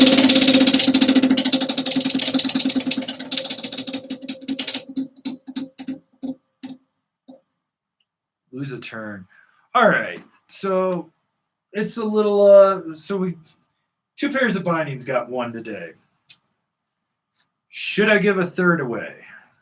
Should I give a third away? I want to see why I should give a third pair of bindings away.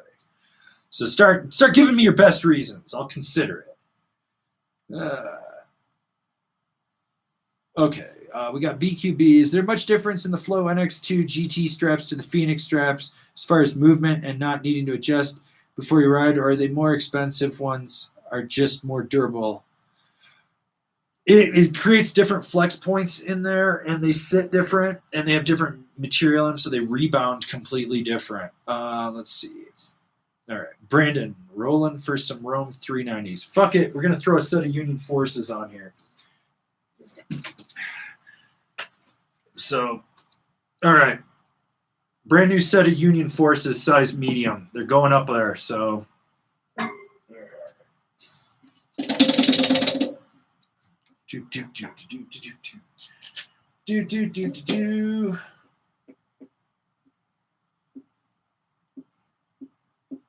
All right. Going for the trifecta today. Fuck it. I don't care. We're going to give away 3 pairs of bindings. I don't give a shit. All right, Brandon, here we go.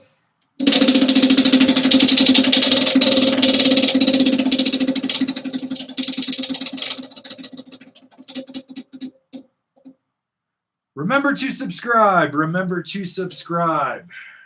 Oh, person under you gets entered. That's Ford Phillips. All right. Well, do that for him too. Bounce back. But remember to subscribe anyways. Because I'm trying to get stuff done for you guys. Fuck it. The trifecta. We gave away 3 pairs of bindings today. Name one other YouTuber that would randomly do this on a Thursday in April. Huh? I know some of you check out other live streams. Why don't you call out these guys that are making money off you and not giving back to you? or better yet, are out there just trying to shill like camps and shit to you when they don't even have insurance for it. No. Fuck all those people. They don't give back to you. Remember, Uncle Avran gives back to you.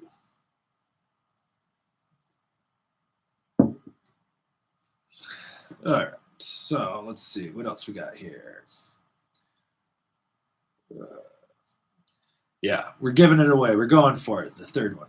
All right, Martin Lear, spin to win. All right, we're going for Martin. Spin to win. Also, fuck it. From here on out, any questions, getting a spin, I don't care. So I'm going to pick some super chats. I'm going to pick some spins. Let's just get this fucking bitch going. You win nothing, Martin. You win nothing. All right. Let's see.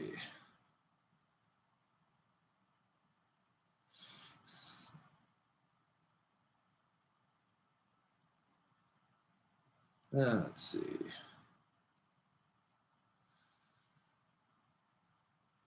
Let's find a question. This is actually just really funny. Ivan Drago says, every time we hit the RIPL stacker space, we should send him condolence flowers. That would be fucking hilarious. That would be like the ultimate troll. If just every Thursday it hits and we just keep sending him to his address in Idaho and flowers just keeps showing up. But the best part is, like, we need to order like the stuff that would literally die in shipping, so he just keeps getting these dead flowers and he'd be like, what the fuck? What the fuck? But yeah, for anyone just tuning in, we've already given away 2 pairs of bindings. We're giving away a set of Union Forces. Ask me a serious snowboard question on this cheap-ass bullshit. Like, how you doing? What's your favorite color? Do you want to be my friend? No, just because we ride snowboards doesn't mean we're going to be friends. But yeah, we're going to give away a set of these Forces. I did not like this binding. I bought those, too. You can't say shit to me. I literally bought a pair and didn't like them. But yeah, we're going to give away those. Those have like 2 days on them, I think. So, all right. Let's see. Okay, we got Alexei Somek. If I win the binding, I'm giving mine to a friend who got into snowboarding this year. Fuck yeah, dude. Let's give it a spin.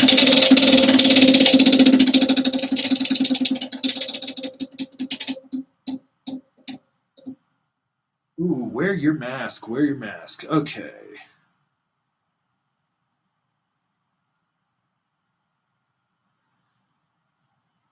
Joe Hex. I will spin one more. Need them for an old board. All right. I'm going through super chats right now, but if you got a question, get it in there. I'm going to be taking them. Been here for an hour and a half. I'm getting tired. Ooh. Next non-super chat gets a spin. Let's see what we got here.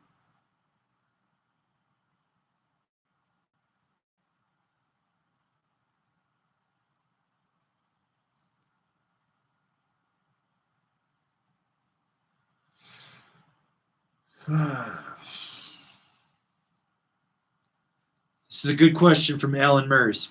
How many days is too many days to not wash base layers? Do they stand up on their own? Do they talk to you? Have they become a breeding ground of some kind of new bacteria and disease that might eat your flesh? If you answered yes to any of those, then it's too long. If the stench of them scares the Sasquatch out of the woods to the point that he's being spotted on the highway, they've gone too long. I don't know. It's your personal hygiene. Do what you want with it, Alan. Let's give you a spin.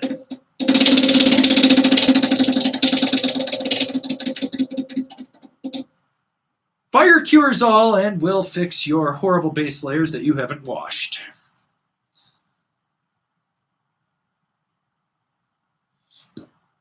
Michael Pham, busted my mind expander. Should I get another one or get the Endeavor archetype? I mean, I'm slightly biased. I say get the archetype. That's me. Love that board. Have you seen my review of that? I own that board. I can own anything I want, and I own that. Love that board. It's the best fucking powder swallowtail I've ever ridden. Fire cures all. All right. Let's see. Where were we? We got Brian De La Torre. Make me a Union fanboy. Let's see what we can do here.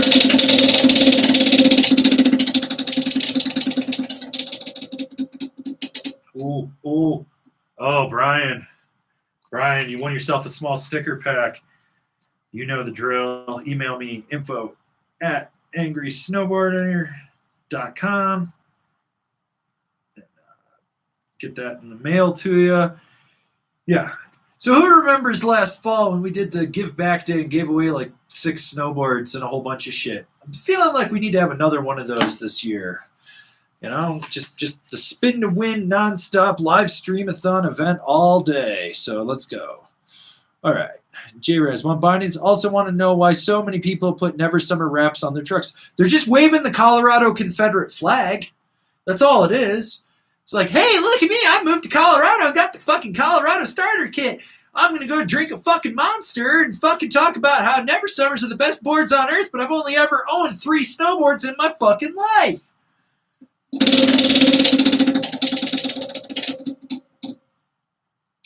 You win nothing.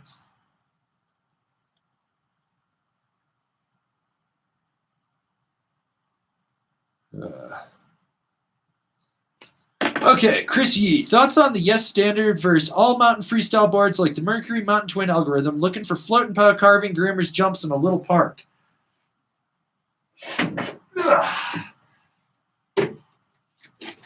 This is next year's standard. I just had it sitting here. I thought I'd use it for a visual aid.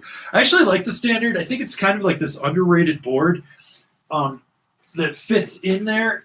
In terms of flex, for like what you're looking for, if you're looking for pow, carving, groomers, this is how I would put it from stiffest to softest. It goes algorithm and standard, they're about the same. Then it goes Mercury, then the Mountain Twin, because the Mountain Twin got softer for next year in there.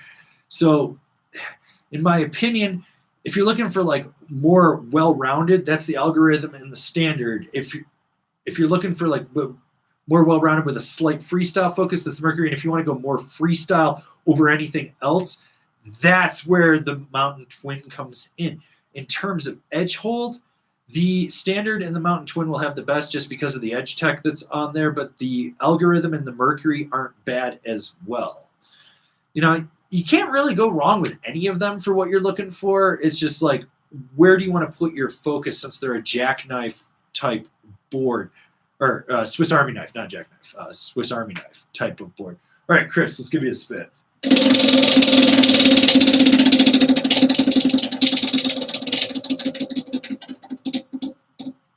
Oh, it's been a while since we got the middle finger. That thing's been on the wheel forever. All right, let's see. All right, John Weber, you, sir, are single-handedly keeping the Stoke alive and keeping snowboarding from turning into a sellout freak show. Good ride.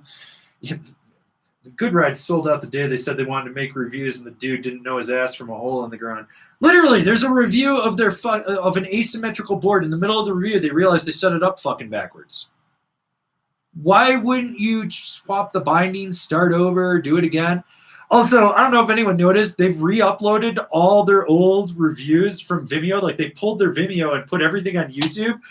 And it's hilarious because they're uploading like 100 videos a day, but each video is getting like 10 views. And I was like, dude, you're burying yourself further and further and further because YouTube penalizes you if you upload and openly upload and make active more than 3 videos in a day. It's like fucking idiots, dude. And they shut off comments. That's what's even better. Like, they have no comments on any of their videos. Like, all right. John, you won yourself a small sticker pack. Email me, info@angrysnowboarder, and I'll get that in the mail to you. You know, we'll get that going. And for everyone that worries that I'd never have enough stickers, I own a sticker plotter. I can cut die cuts. Plus, I bought 1,400 different stickers like this one. So, different slaps. All right, Joe X coming in hot for another spin. Joe, I think you have a gambling addiction, sir. This isn't gambling, though.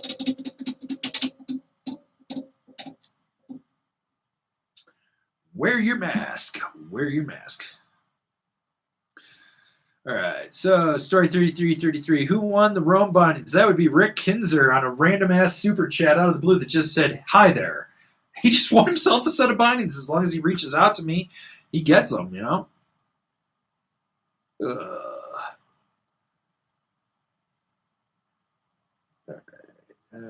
Let's see. Where are we?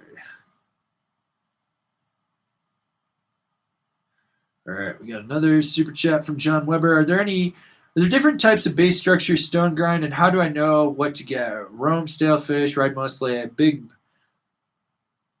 boulder mountain resort / mammoth. Yes, there are, and this is such a nerd question. And there's so many different ways. The best way I can tell you is go to a shop that has been doing it for years. Like if they're like, we offer premium stone grind tune. Like if they're like stone grind, like you walk in and it says stone grind, you know, and there's some grizzled ass dude that might be missing 3 fingers and he's probably got a cigarette hanging out of his mouth. Those are the people you want to talk to. They know what's up, dude. I could nerd out on this stuff and you would all just be like, what the fuck is he talking about? Basically, there's cross hatches, straight hatches, wider cross hatches, narrow cross hatches, deep structure, narrow structure, fine structure, thick structure. It goes on and on and on and on. Go and talk to the shop. Ask them what the best is for the conditions at the resort you're riding at, and they will know for sure. It's one of those things. It takes a lot to do that. I don't want to just spend an hour just talking about this shit. That's where I'm at. So let's give it a spin.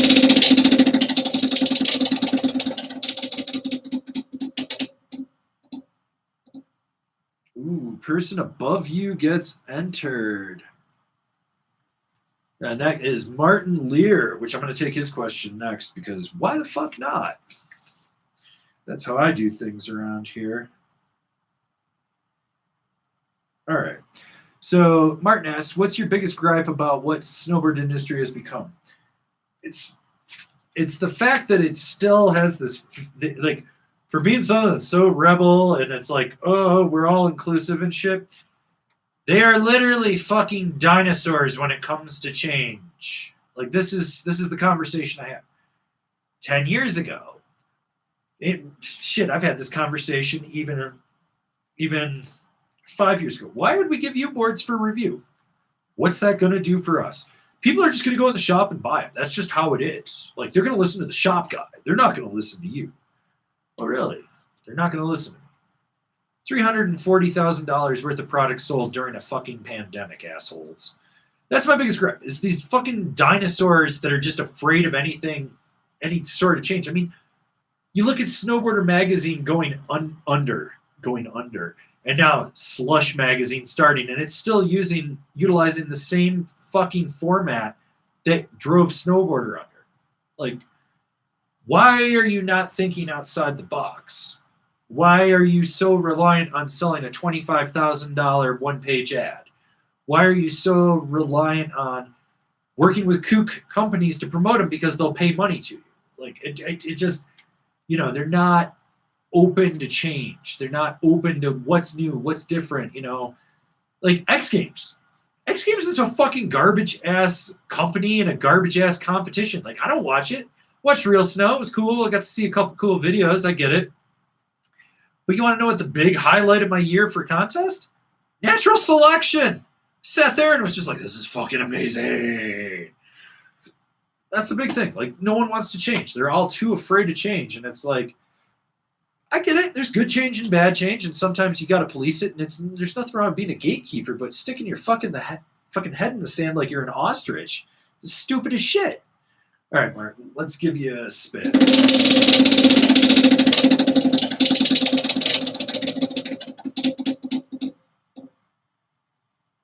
Ooh, person under you gets entered. That's John Weber. Wow, you got entered. He got entered. This is hilarious. Eventually, at some point, we will do another prize drawing in the future for some kind of something or other. I don't know. All right, let's see. We got some more questions. Where were we? Jesus Christ, you guys are coming in hot with super chats and questions. Let's see. Ooh, Jay Garisick 07. Better all-mountain freestyle board, Mercury versus the new Ultra Mountain Twin. Honestly, I gotta go with the new Ultra Mountain Twin, even with that high-ass price tag. Like, that's a fucking dentist board. and it's that good. It's just like I rode the Mountain Twin and the Ultra Mountain Twin back to back, and I gotta say the Ultra Mountain Twin was better. Like I love the Mercury, but I'm trying to get a new one to ride because they did change the side cut, the effective edge on it, and I want to see how that compares to the Mega Merc. And you know, it's hit or miss. Like I've had people that have had previous Mercuries and they're like, I loved it. Then I got this one, the longer effective edge. To me, I was like, it just should carve a little bit better. But you know, this is where I'm at with that. So yeah, I gotta go with that Ultra Mountain Twin. All right. You spin, sir.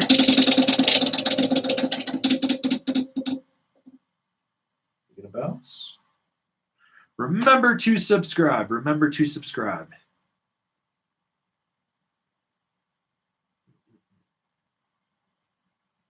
Clancy McIntyre, how does the new Scotty Stevens Pro feel? It is a little bit stiffer and a little more snappy than the old one. They moved the cork in there, the placement of it, so it changes the vibration dampening on it. It actually rides better, in my opinion. I enjoyed it compared to the last time I rode it. I was like, the last time I rode it, I was like, I'm going to die. Oh, God, I'm going to fucking die. And this time I was like, oh, okay, I see where this is going. Okay, this is cool. All right, Clancy, let's give you a spin.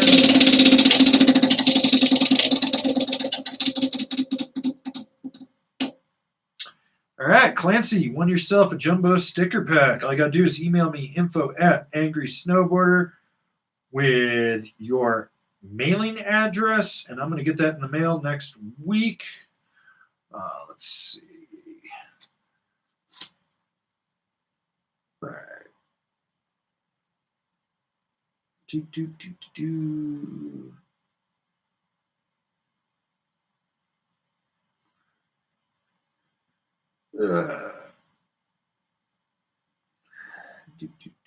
see. We got Ian Bodine. I got the season is almost over, Blues. Thanks for keeping me entertained while I'm technically working. I'm just a monkey in a box dancing for your pleasures. That's all I am.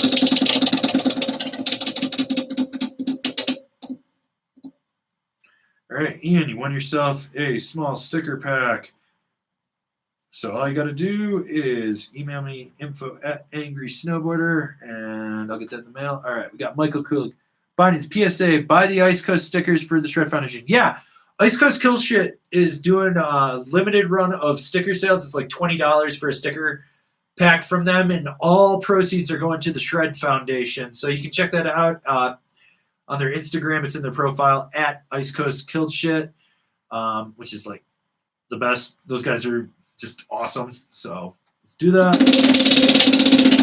And we're going to have something coming up for a fundraiser to help raise some money for Shred Foundation as well. So we got that coming in the future.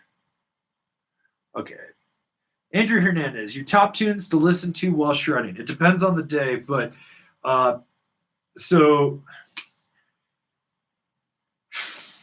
okay. There's certain types of genres I listen to for certain things. But so like a POW day, I like Daniel Deluxe's Darkness, anything from Perturbator. Mitch Murder's also solid. Betamax and Les Matos. So basically look for the Mitch Murder radio station, which I'm really contemplating making a public playlist on Spotify for you guys of different things. But like if I'm riding park, Motley Crue's Kickstart My Heart, Girls, Girls, Girls, Dr. Feelgood, Too Fast for Love, Take Me to the Top. Those are some solid ones. Judas Priest, Hell Rider, Painkiller, Black Diamonds.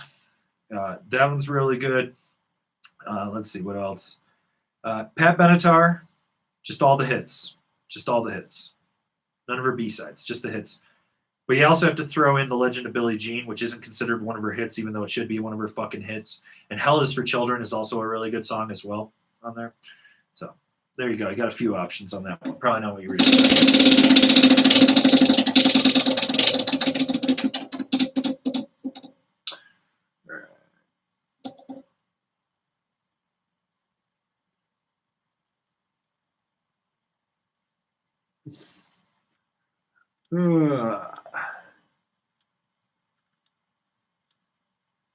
Okay, got M. Zellini. Opinion on GNU. I have 3 D-lambs on the toe edge from only 30 days of riding. Stop running into shit. Most D-lambs are actually impact related. Rarely is it manufacturer. If you're really worried about D-lambing, take a file and go around the top sheet of your board so that you bevel it so when you do impact shit, I mean, that if it's D-lambing between the edge and the sidewall, that's definitely an impact. Rarely is it not. They have a good warranty program. You know, boards will break. Just remember that. It's one of these things like so many people think, I've got a warranty and it's going to cover me for everything. No, companies have just been too lenient for too fucking long. Like, they should tell people, they're like, no, you're a fucking idiot. You hit shit. No warranty.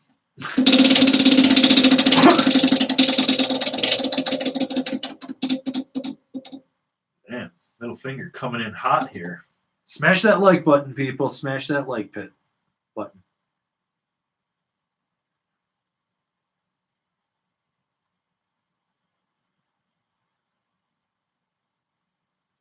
Zachary Horner, any tips on things I can do to keep my riding legs on this on the off season, knocking on a little, do some calisthenics, but can't work out the right muscle group. Get an exercise bike. Mild retention. You're just circulating that. That's a really good one. If you can get a 25-pound plate weight, hold it like this, do a squat, down, up, down, up. Just 10 of those a day. That'll tighten it, and you just keep your feet about shoulder width apart, and you go down and up. That's a really good one as well. You can do leg lifts as well. Like, you can get those tension bands, like a 5 or a 10-pound even. It'll just help you keep things going. But the big thing is don't become sedentary in the off season. I see so many people that are like, I'm out of shape at the start of the season. They're like, how the hell can you go ride for like 4 hours like it's nothing? And I was like, simple. I work out all fucking summer. I keep going. Like, nonstop. I bought an exercise bike 3 weeks ago, like, just so I can keep pedaling. I pedal every morning. I pedal like a mile before I go ride. Hop on, just crank it out, and then I go ride. So, that's one of those things. Just keep yourself going, and you'll be fine. It's like when you get sedentary and let it stiffen. And remember to stretch too before you ride. That's a really key thing as well. All right, Zach, let's give you a spin.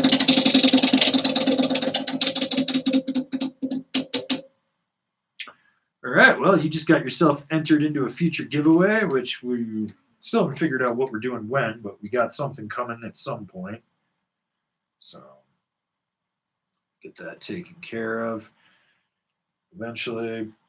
All right, so we got 140 for you. Been here almost 2 hours. I'm going to take a few more, finish up these super chats, and then I'm getting the fuck out of here because I got shit to do.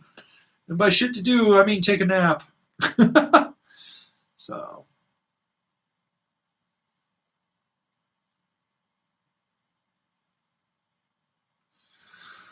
this is a good one from Natural Diversity. I ride GNU Lib and just got my first Capita. Is it just me or is the build finish quality way better than Mervin's? No, it is. So it's got a stone ground finish.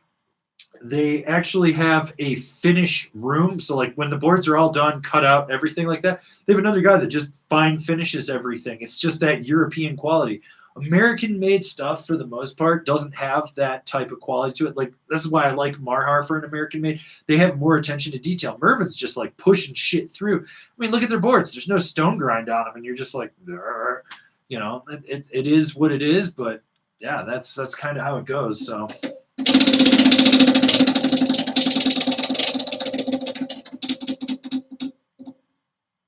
Remember to subscribe. All right, Joe Hick's already waiting for next season's Shred Hard, my friend. Well, let's give you a suspense here.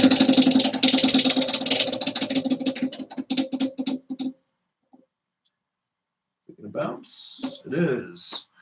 All right. Let's see.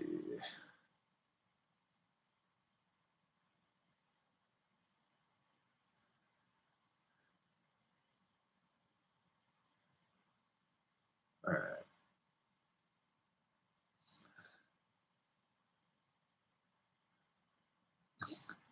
Adnan Fezzik. Alex Honnold on Joe Rogan Experience said snowboarding is the least growing sport due to climate change. Thoughts on this?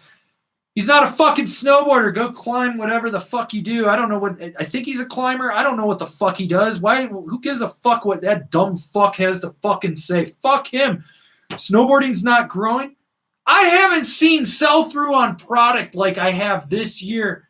More people because they're pent up and going, yeah, climate change is real and it sucks and it's driving people different ways and stuff. We all got to do our fucking part. But, you know, you look at places like Big Snow AD and the fridges in Europe and shit, and the fact that Dubai has indoor snowboarding, like it's always going to change. It ebbs and flows. Every fucking year someone has to say, snowboarding's dying, it's going to die. Fuck you. Do you even fucking snowboard? Are you a fucking snowboarder? No, you're a person that fucking snowboards. Fuck you, eat a dick, suck a fart out of my fucking ass. Yeah, it's going to fucking ebb and flow. It always ebbs and flows. You want to know what? Visitation was up 20% this year over last year before the pandemic here. 20 fucking percent. We had less shit to do here and 20% more people fucking came. And that 20% was up. Right? That's up 20% over that year. So that number that originally it went up from, that was up from the year before when we set an all-time record. So don't fucking give me this shit just because you got your head up your ass and the shit covering your eyes, you dipshit motherfuckers. Who gives a fuck? Go climb a fucking rock. Hope you don't slip and fall.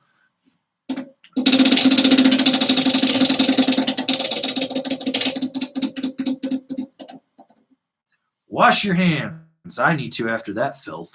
Okay, Igor K. Question regarding the Capital Black Snowbird to that sense. I'm pretty much aggressive rider. Should I wait for 2022 if it's a bit stiffer than the current one? I would. It's nicer to have that extra power and drive out of it. It's also a little more damp. It's like if you're really an aggressive rider and you're really pushing it, yeah. If you're more like I want to be a little more laid back at time, then this year's is the good one. But I think it's sold out pretty much anywhere for this year. So I just get the next year's.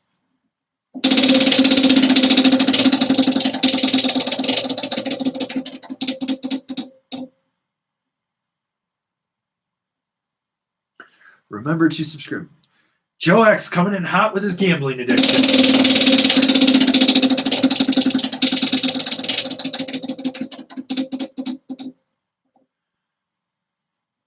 All right. Well, middle finger's back. All right. Let's see what we got here. Up free kicks. This message brought to you from the Heavenly Gondola. Do you like times in gondolas? Do you like views of lakes? Then maybe you should go to Heavenly and stare out the gondola at the lake.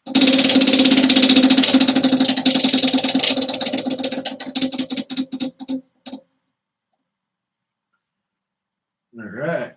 Pray to the altar of snowboarding. Joe X. Oh my God, just coming in hot with another one.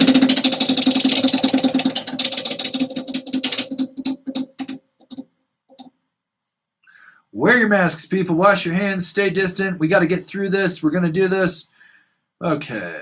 Let's see. I think we're caught up on everything. I've been here almost 2 hours. I'm out. I'm tired. So let's go over something. We gave away 2 pairs of bindings, and yes, they are actually going to get those as long as the people that won. So that is Aldo Argaman with the K2s and Rick Kinzer with the 390 bosses. So make sure that you guys email me info@angrysnowboarder with your mailing address so I can get those in the mail to you. No one won the Union Forces, so those will be taken off the table. But yeah, they'll make an appearance in some kind of giveaway here in the future. Anyways. But that's what we're doing. We're trying to give back to snowboarding, keep the Stoke alive. You know, basically got 7 more live streams tentatively till June when I go on vacation for 4 weeks, maybe 6. I might go on vacation for 6 weeks. I don't fucking know anymore. But yeah, we got that going on. There's more reviews dropping. We got that stuff going on. So just keep an eye out for that. I'm going to try to put up some more through the weekend and whatnot. If you can get vaccinated, you've done all your research on it, you feel comfortable with it, get vaccinated. Let's all do our part. Wear your mask, wash your hands. Social distance. Let's try to get through this, keep our season going. We don't want to have what happened up in Canada happen to the United States, even though shit's getting wild down here too. Let's all do our part. Let's be smart. Also, I know people are worried about evictions and they're extending the moratorium here in the United States. If you're worried about getting evicted, you can't make your builds, you're worried about getting food, reach out to me. I will Instacart you some food if I can. We'll try to get you fed, do something for you. Anyways, guys, thanks for tuning in. Thanks for making this a great live stream. Thanks for being part of the community on this. If you're new here, remember to subscribe, click the bell, get those notifications. That way you're not missing any of the videos we got coming out for all you snowboarders of the internet. And if you really like what we're doing over here and you want to support us further, swing on over to Angry Snowboarder VIP and become a member. I could tell you more here. I got a video over there that explains it so much better. As always, I'll see you guys in another video.